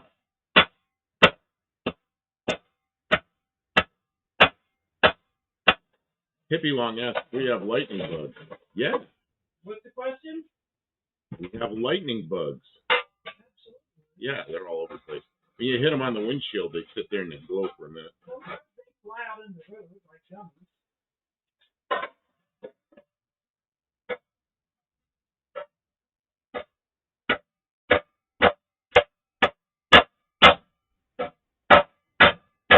What is this? Mobile case says, trying to contribute to Kim and Buff's conversation, but I got nothing. I'm just paying attention. I'm sorry. See, it goes by kind of fast. I'm also paying attention to what Kim's doing and thinking about how we're going to weld this together, and so I missed some chat. I'm sorry. Sorry. Ah, how dare you? Well, she doesn't like that I ignored her, I think. Aww. I'm sorry. Sorry, Kay. Josh says, I think lightning bugs are everywhere in America during the summer. Man, I lived in California. I heard about them, but never saw one until I moved to the Midwest. We moved to South Dakota, and I found out it was a real thing. I thought it was real? I thought it was like a joke, yeah. Bugs that light up, yeah. Absolutely. Sounded stupid to me. No, it's real. So then I found out about them. Then I went back to California, didn't see them again for a long time. Then I went in the Air Force, and they moved me all over, and I saw them all over the place again. Yeah, Mexican Specters never saw them in Southern California. I don't think I've ever seen them in the Western U.S. Well, Parquet, we got a fox squirrel. What? I raised up, fell out of a nest. Now he lives in the front tree. Cool. So he tolerates people. Bullet, my Allison transmission has a drain plug, but it also has an external filter, so the oil doesn't necessarily need to be removed. Okay, so you want me to do that? Yeah, sure. I'm going to have to leave the chat for a few minutes. Well, I'll come back. I'll come over and keep you guys entertained in a second. Okay, you're going to set that up or what? Well, yeah. If you set it up vertical, so the nut's vertical like that, That's the plan. I will just put it like it is. And if you want to make sure, how big's the hole? Did you make the hole bigger?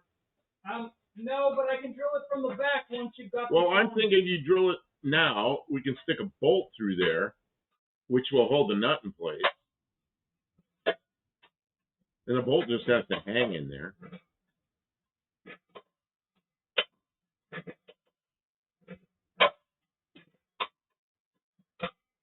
Yeah, I'm trying. I just been working on. Pitt says, squirrels are fun. I had one named Freddie that got addicted to corn chips. He couldn't make it up the tree no more. So he rehabbed in a box on my porch for winter. Man. Fed him too well. Wait, Carfon, I got a family of turkeys that live in the woods behind my house. Man, that's a New England thing, isn't it? Do you ever have wild turkeys around, Kim? Yeah. Yeah, I lived in Penn Hills, and there was lots of wild turkeys. Those things are, you wouldn't think, like they look all cute and Thanksgiving, but they're actually horrendous beasts. They're huge.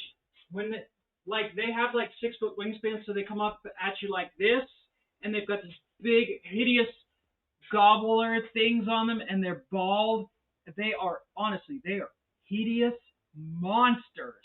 And like a bunch of them will like come at you. You're like, oh, damn, and they're like, you're like, velociraptors.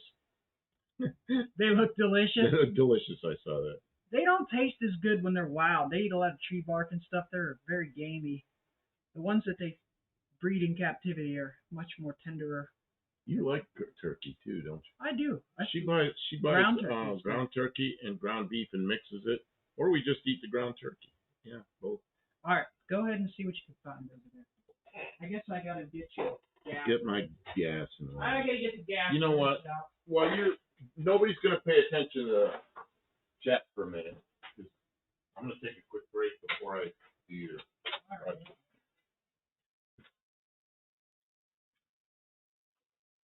Moving along.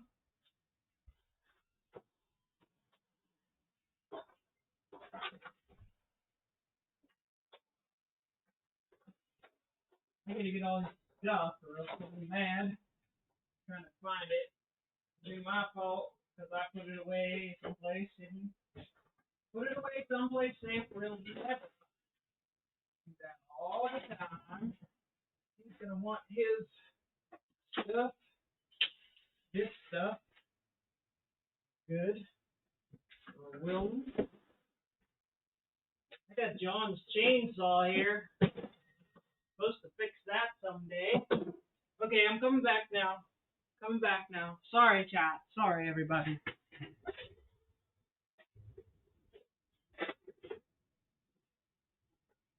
Olive said the wild turkeys nearly went extinct, so they are still super protected. So now they like to terrorize suburbia. Yeah, and I lived in like a very rural part of suburbia, and the wild turkeys made a very strong comeback. And they big flocks of them. And boy, if a turkey mistakenly flew in front of you on the street, like deers jump out in front of you, they're a big bird. They'll do a lot of damage to your car. Olive says we have quite a little zoo out there in our woods, at least part-time. The squirrels usually keep their distance because they got all these nut trees, but will raid bird fooders. Yeah, they will. We have squirrels. I think we have chipmunks here. We have armadillos. We have skunks and raccoons and possums and deer here and frogs. I've never seen a turkey here.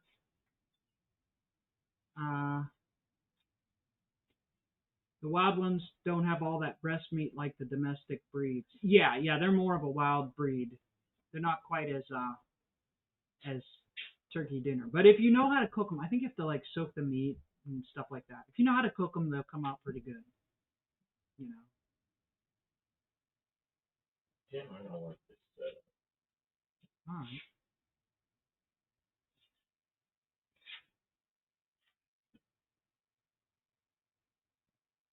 Can you help me for a minute? Yes. If you long a neighbor has them, they are new. They can be. You get a big block of wood or something. Oh, yeah. I think we can do a block of wood.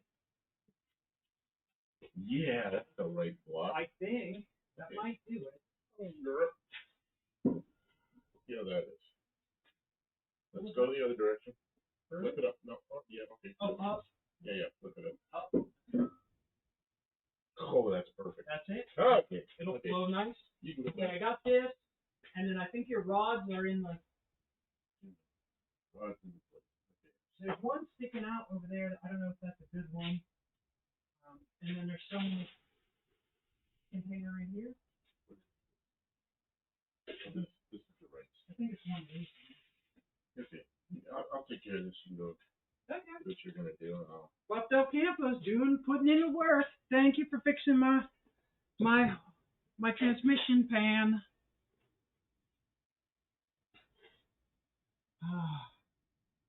Can anyone tell me why people are scared of chickens and roosters? I mean, they'll pick your eyes out. Chipmunks got racing stripes. That's right, Hippie Long. I agree. They do. They're very decorative. You have chipmunks around. We do. I see squirrels, but they're little ones. I haven't seen them in a while, but they're big. They probably run from us. Maybe the cat ate them. Pitch Snipe says, Grandma used to pay us for 5 squirrels, but nothing for anything left. She'd pay you for squirrels? What do you do with the squirrels? Eat them. Just throw them away. What do you turkeys want? And you pulled out the nunchucks. Moparquet says, roosters can be super mean. Yeah. Roosts can be wicked mean. Even people I know who have had like parrots and other little birds, they bite you and stuff. You know, they got that beak. They're used. My friend had a bird. I'm not sure what kind. Little green bird. And it would tease me and stuff like that. So I'd stick my finger in there. And I have pretty tough skin from doing this kind of work. I'd stick my finger in there and the bird bite me as hard as it could. And it couldn't break my skin. So it just there, no. And I'd laugh at it. After a while, I'd shut up. It was like, it was trying to be all aggressive. And I was just like, go ahead, bite me. See what happens. Hippie Long says, I fought a rooster at age 7. After order not to. He messed me up, spurred my face. Oh my God, Hippie Long. Moparquet says people don't know how to assert dominance.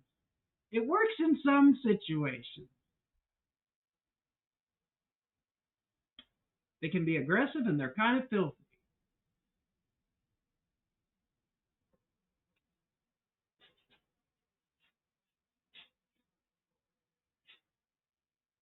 A good kick and they will go the other way. They're in my backyard every day. How would a chicken or rooster get up to your eyes? I mean, they'll come flapping at you. I don't know. The thing of it is some people have, like a phobia, right? Like they have this, like snakes do that to me, right? Like I know logically, like how to handle a snake. And like I can work through the panic, like reaction and deal with the snake if I need to. But like, it's still there. Like the panic, like when I see a snake, I get this like horror and shock and panic that is like, it's not logical. It's just a thing. So people can have that about any kind of animal. I've known a lot of people who are afraid of dogs. Like dogs are the last thing I'm afraid of. But I also can respect the fact that like several dogs could easily, like, one will knock you down, and then the next thing you know, they're biting you.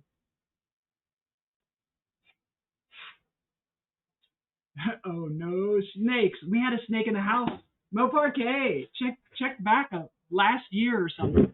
There was a snake, and it kept showing up in the bathroom. It was coming out of the vent in the bathroom, and then one day I was in there trying to use the bathroom, and it was hiding me on the floor behind the toilet.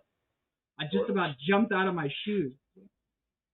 I was like, "But Campo, there's a snake in the bathroom." So what did I say? Yeah, grab it. Because I had bare feet. And I didn't want No, no, I'm not grabbing it. to grab it. And then what happened was, We did catch it, and we I put it did in a catch big. it. The next time it showed up, I had shoes on. We put it in a big Rubbermaid container, and we drove it 3 miles down the road to the river and dropped it off in a nice shady spot with high grass because he's a softie. We don't kill him. I just don't want him living in our house. Mexican Spec says he has alpha energy when he encounters the street dogs. Dogs know if you ain't afraid of them. They know. A lot of dogs, even if they're street dogs, like they kind of know that people are. I don't know. They can read your energy. If you don't have anything, if you're not going to try and hurt them, they sort of they can sense that. Dogs generally like me, just because I don't get upset, and I don't pay them no mind. But I like puppy dogs, and I like kitty cats. But we don't have any animals because I don't. It's a lot of work taking care of animals. Oh shit! Oh, don't drop my pan on the floor. Oh, the thing fell. Did you have any luck with it? It's done, except the vice spun. Shoot, I forgot to retighten it. Well, that's why it spun. Sorry. So it almost fell, but it didn't fall. Okay. You think it's gonna harden like that? Okay, still. Yeah, it's hardened. I just want it to cool. I didn't expect it to spin. Okay, so what do I do now? Guess I just leave it. Probably won't fall. Whoa!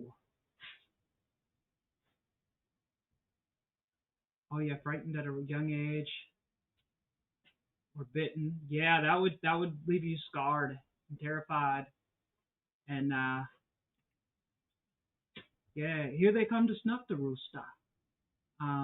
And Mexican Spec says if he didn't have fast reflexes, he wouldn't be here because his buddy had an 11-foot python in the bathroom. Came out above the toilet, struck at his head. He ducked and got out quick. Oh man, 11-foot python. I've seen people do snake work on stage, and I'm just like on the other side of the room. I can't even watch it. Like just like I know like if I had to, but like I don't want to. I don't. A girl I knew years ago, kind of liked her. I don't know, but she liked me. So she asked me to go to this birthday party, and it was at a restaurant, and it was after hours at the restaurant, and they had reserved it. So, but she brought this big canvas bag, I guess, some kind of bag, and took it in the restaurant and opened it up, and there's like a 10-foot long boa constrictor that she had as a pet, and they let it go in the restaurant. She was fine with that, and I was like, man, I don't know. But she knew the snake, gathered him up, put him back in the bag. This big, heavy bag took like 2 people to carry it. Yikes.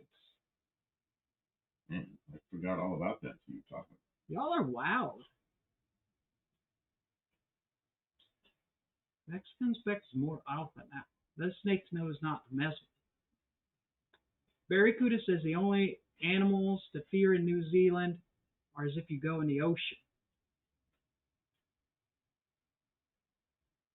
And in Australia, Mexican Spec, he thinks everything wants to kill you.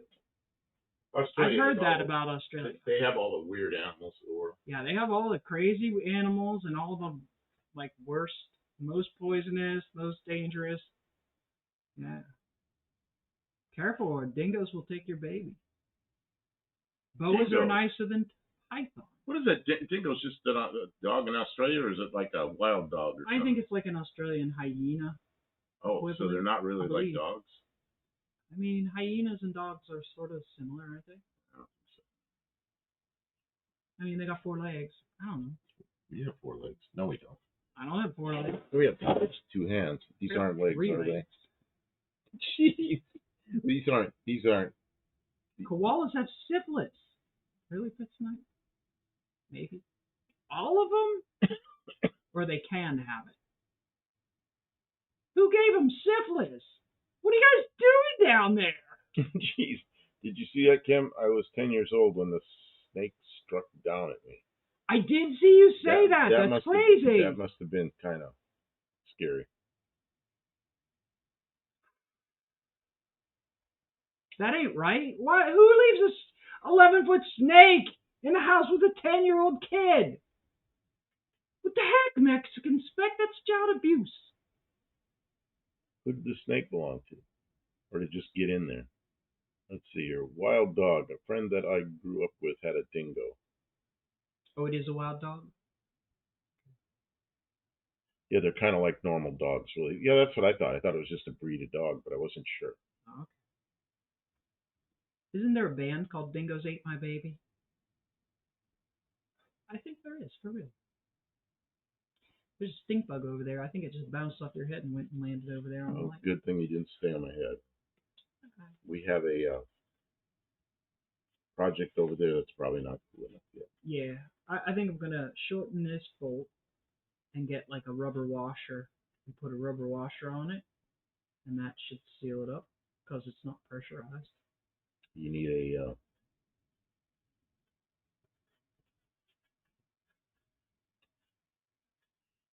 Here they come to snuff the rooster. trying to think of the word. I can't think of words I need to think of. You need a neoprene washer. No. Oh yeah, that would be good. This rubber will swell up and turn into. I just stick some Teflon tape on it. No, it's not a tapered thread. It's not. You're right. That's why I said you should get a. I asked you if you wanted to use a pipe plug or a bolt with a washer, and you chose that. So, that same guy had 2 Gila monsters, the only poisonous lizards in the world. Yeah, don't they have like So I have a sheet of that stuff over there, but then you got to make a hole in it? You got to make a hole in it. We can use a punch. Use a punch, and then you got to cut the outside with those. Okay, I can do with that. those scissors. Hey, my short probably hit. Did it? Midnight. Did the short go up? Did you guys? Does anybody know if my short went up? They're not. It should have gone. Shorts. Yeah, they're in here. They're in here watching this.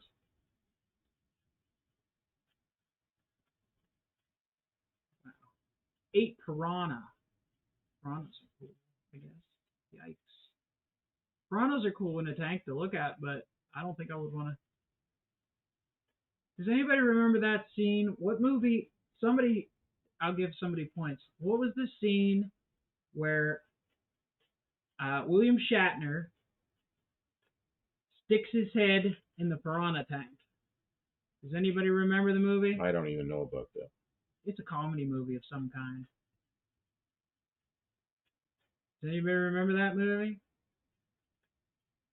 Somebody's going to get points. All they got to do is Very good. I was in Australia for 18 months and did not see a snake. I mean, you'd have to be out in the bush somewhere. Where were you in Australia? Maybe a big city. Yeah, I mean, not everybody. Maybe not. I don't know. You know, Tavo's never complained about snakes.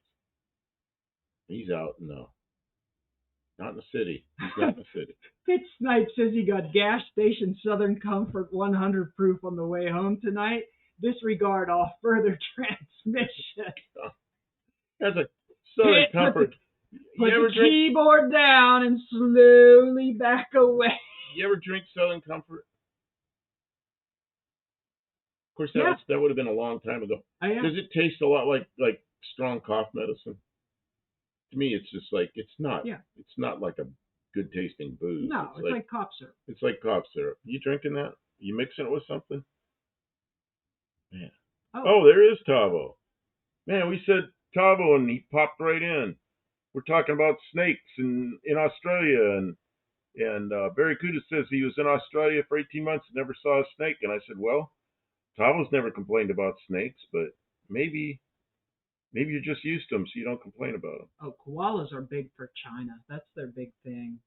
Like, we have koalas. It's like every Chinese food restaurant has them. Yeah, it sounds like Pit Snipe's off the wagon. How about the rabbits in America? There are rabbits everywhere. Oh, we got them in the property here. They're everywhere. There are, yeah. Yeah. I got a 22. Yeah. Are we allowed to just like pop one and eat it? I don't know. I wouldn't want to eat it. Really? Yeah, they're kind of skinny little rabbits. It's not a lot of meat. Actually, the rabbits are really small. They I are. wonder why. I don't know. You know what though? What happens is every summer the vultures, the birds of prey, come around, hawks and eagles and stuff. They come around, and after they're gone, all the rabbits are gone for the rest of the spring. I think maybe that's what happened to the cat. I'm not sure. Yeah, they might have got our cat. That was in. It was April 8th of last year. Yeah, they come around, and all the small animals disappear. The big birds come around, and they just get them all. Sorry if we're missing people's comments. Tavo's here. Welcome in. Loaded Weapon. Pit Snipe got it. That was the name of the movie. He's drunk and he understood that. Good job. You get 5 points, Pit Snipe. It's because you know increased his ability to think. Loaded Weapon. That's what the sudden comfort I did. think he just got home. Oh, so he hasn't had the sudden comfort yet. Yeah. He got California meds too. All right, Pit. Well, just be responsible. We don't want nothing to happen to you. But I mean, if it's medicine. Can you go see how cool that is, or do you want me to go see how cool it is and bring it over? Oh. Eastern brown snakes, if they get a proper bite, you have about half an hour to get help. Yeah, that sounds bad. I think adults box with kangaroos. Yeah. Won't they it punch you? says apparently roos are damn near inedible. Are you talking about kangaroos? I just watched the whole thing on the kangaroos in Australia, and they're the meat processing from the kangaroos. I mean, they're very prolific. They're like the hogs. I just watched a whole video on that. That's right, Josh Helmet, a spoof of Lethal Weapon by National Lampoons. Piranhas are skittish too. They never eat with him in the room. Oh, really? Are jackrabbits any good to eat? From what I understand, they're kind of stringy and scarce of the meat. Like it's a lot of work to get all the meat. The birds like them, I guess. Yeah, the birds like them. I'm sure that makes sense. Jack in a Box used grew meat at one point. Mm-hmm. Really?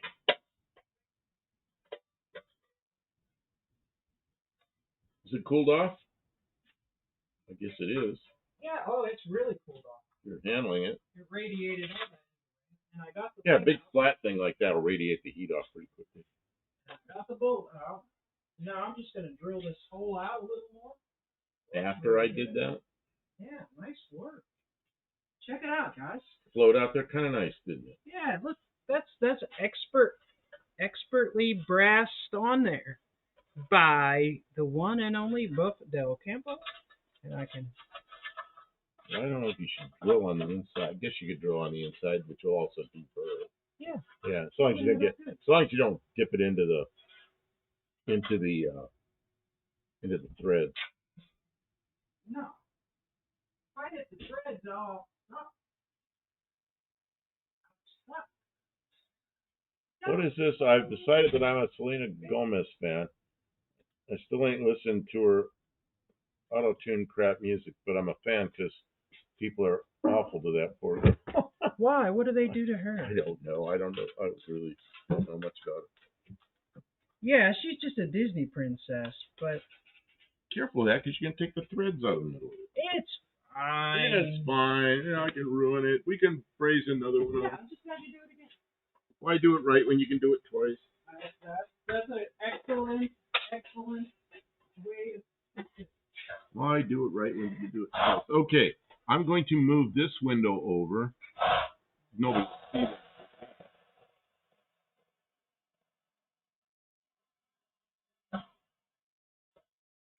Now I'm going to look at my short and see what's going on. Oh, we got 371 views on the short. I guess that means it's up. That sounds up to me. It's up. Okay. You don't worry. Yeah, that's way below. It's underperforming. But that's all right. It's up. You got to have underperforming ones to have overperforming ones. Very good. I bought a packet of Selena Gomez Oreos the other day. Selena Gomez Oreos? No. Buddy Carpano says, will a bolt in the pan cause a clearance issue? No. It's on the outside of the pan. The hole, even if it went all the way in, it doesn't have much of a... The hole's flush on the inside. The bolt is going to be really short. It would have to stick in really far because it's got like a really extra deep sump on the pan.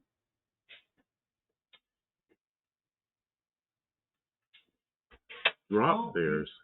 Well, drop bears are indeed cute and cuddly with each other. I don't know what that is.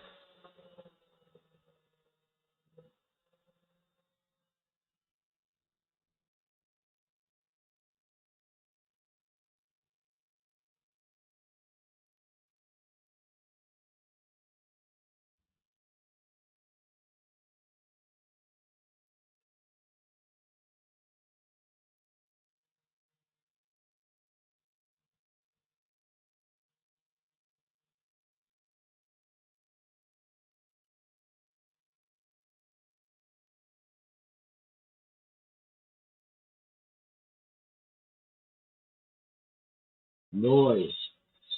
The noise. You're done with the noise. Sorry about the noise. Shops are noisy. That's all there is to it. I'm trying to get work done.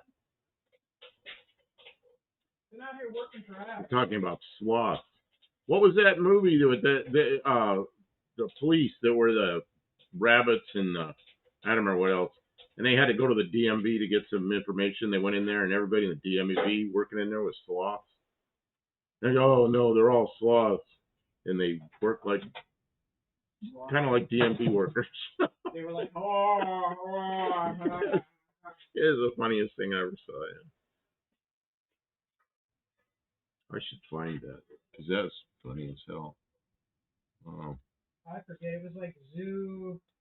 Something. I don't know. I have to find it now because I was thinking of it. Somebody will know. Get so many points. Somebody will know, yeah, but I'll find it before they know because I want the points. No, give the points to somebody. Somebody knows. Where's Luis? Luis knows all the cartoons. He left. Man. Where's Luis when you need him? Oh, Zootopia.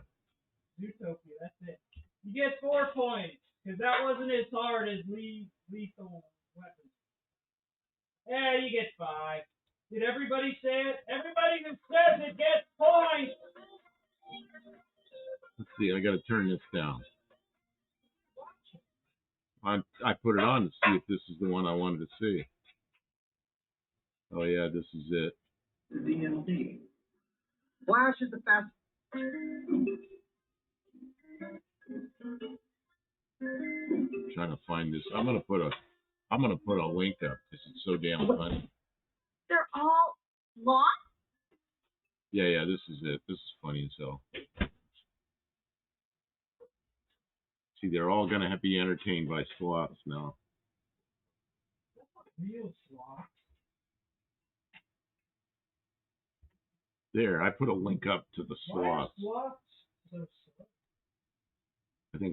I think that's just funny as hell. I don't know, maybe it's just me, my old man sense of humor. I mean, they put it in a cartoon because they thought it would be funny. Yeah, but it's like 13 years ago or something, and I remembered it. Really that long ago? Yeah. But it's still on YouTube. Everything's on YouTube. Oh, Talos says, fun fact, kangaroos outnumber people in Australia 1.8 to 2 to 1. Wow. Dang. You know, I just saw a whole video on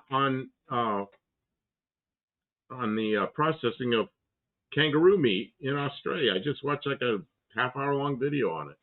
So I assume you can go buy that. And can you go in the store and buy kangaroo meat? Is it good to eat? What do you tell us about it, Tavo?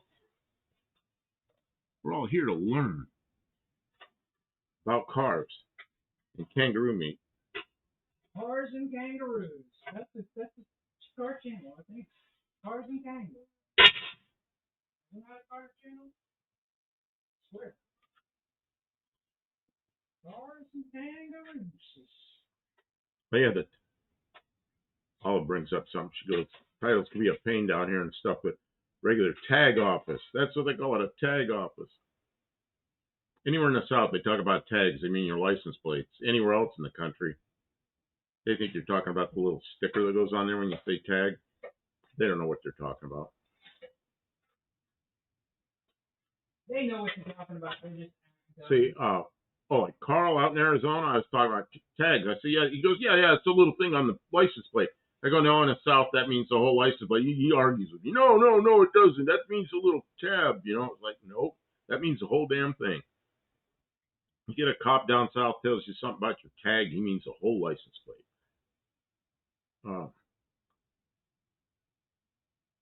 Tavo says kangaroo population varies a lot on seasons. Yeah, but kangaroo meat in supermarkets.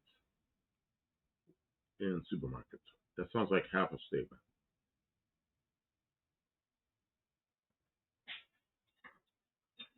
Stray bullet, those red kangaroos are scary.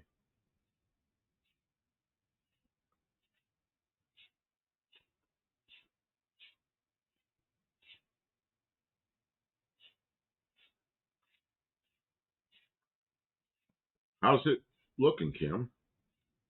It's okay. I did a butch job cutting this bolt off, so I'm cleaning it up with a file. Oh, you did a butcher job on the bolt. Tavo says, I wouldn't take on a big gray. And they're the little ones. Yeah, a kangaroo looks like something you wouldn't want to fight.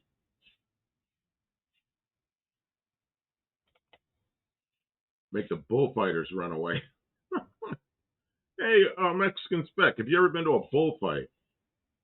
I forgot all about those things, and I was looking at something. I was looking at a video of a guy in Mexico, and he's right on the border there in Tijuana. And there was a bullfighting ring there. I'd forgotten all about that stuff. And then he's American. His girlfriend has American visa, so they went back into, and she was from Europe.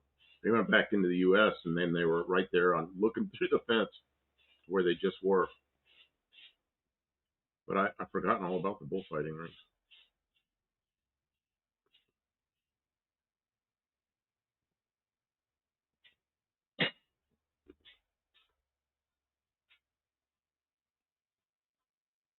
Who's 62 years old? No, I have never been to a bullfight. That isn't my kind of thing. Yeah, I've never been to one. I lived right real close. Never went in there for a bullfight. But I assume they still do that. Yeah, it's a traditional kind of thing.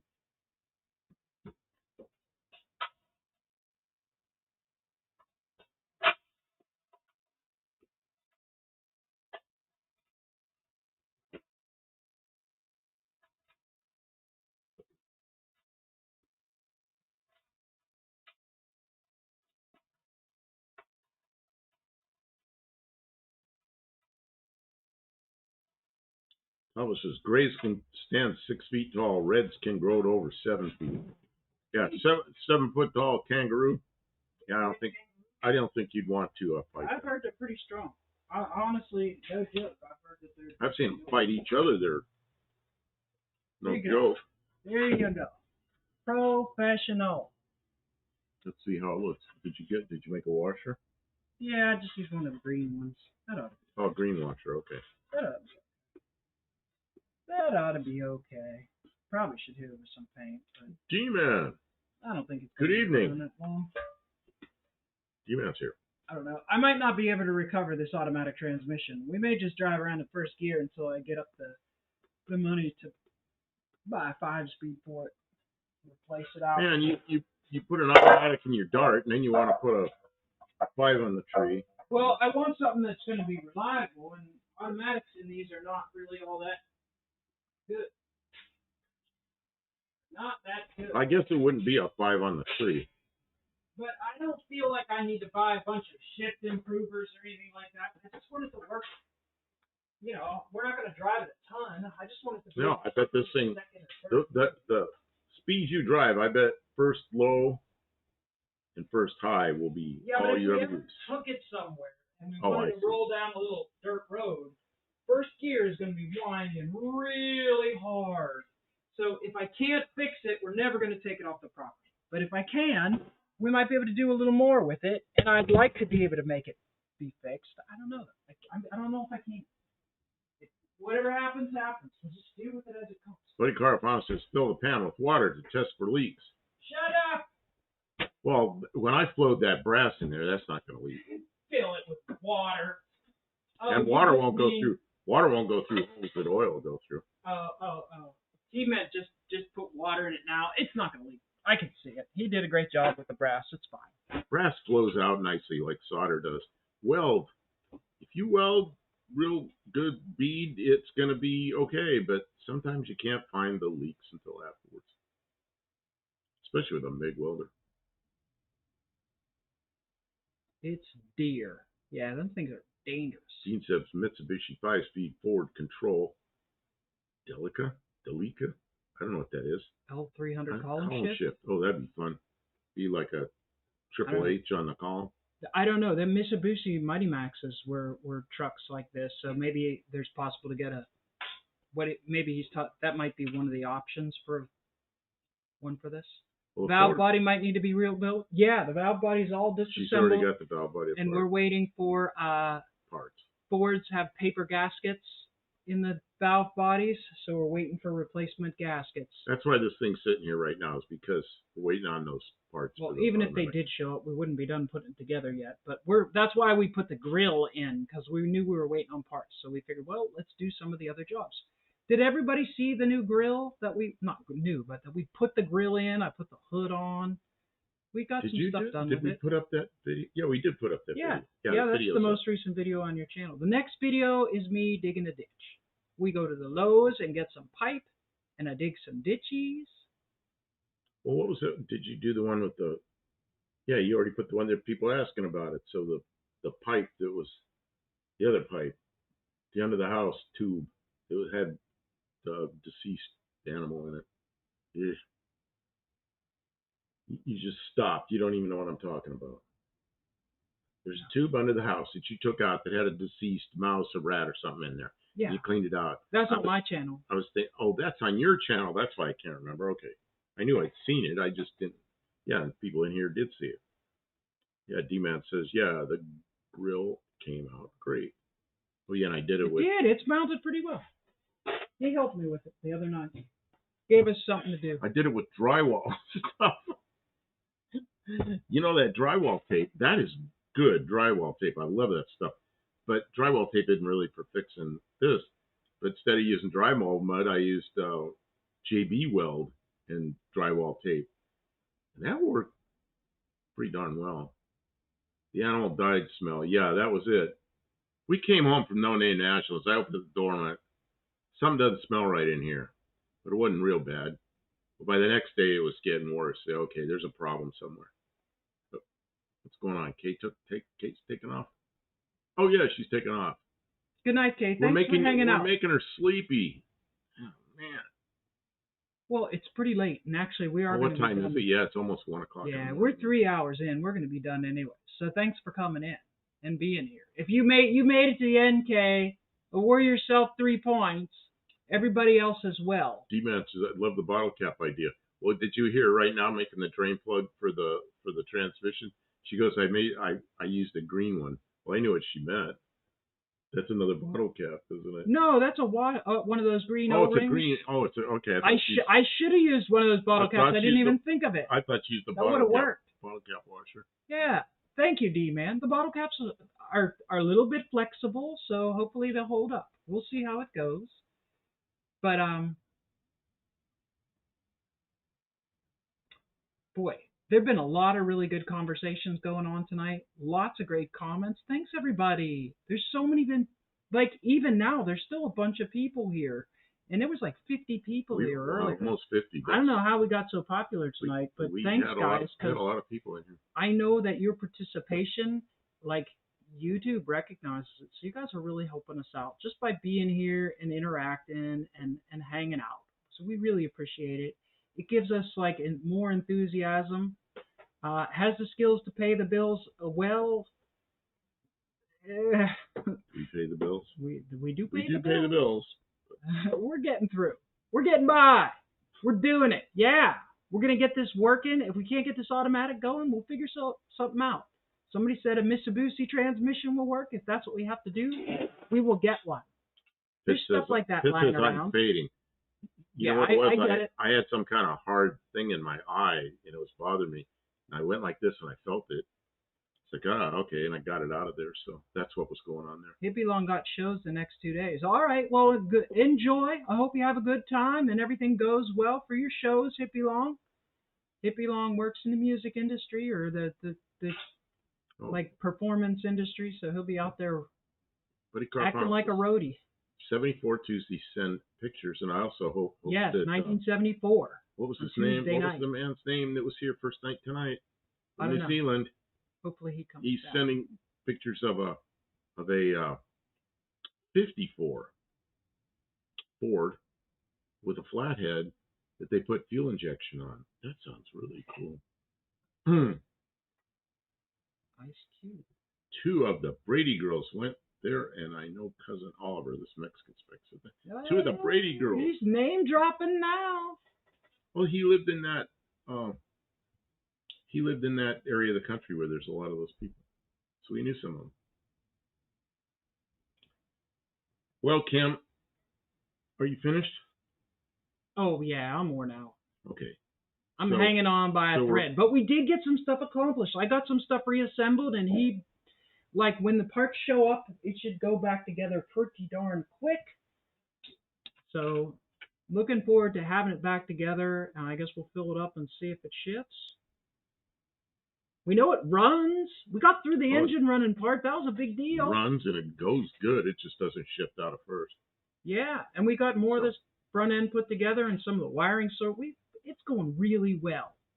And then we'll be on to something else because it just never stops here. Guys, that's going to be it. That's going to be it. Thanks everyone for being here and for all your comments. And then I'm gonna stop. Don't you dare cut me off. I'm gonna stop screaming. Stop streaming while she's still talking. Don't do that. And then I'll watch what Dean Stevenson writes for 20 minutes after. Oh, Dean does sometimes say a bunch of stuff for like 20 minutes because. And then they it's how they give each other timeouts and stuff. Yeah. Oh, don't give people timeouts after the stream is over.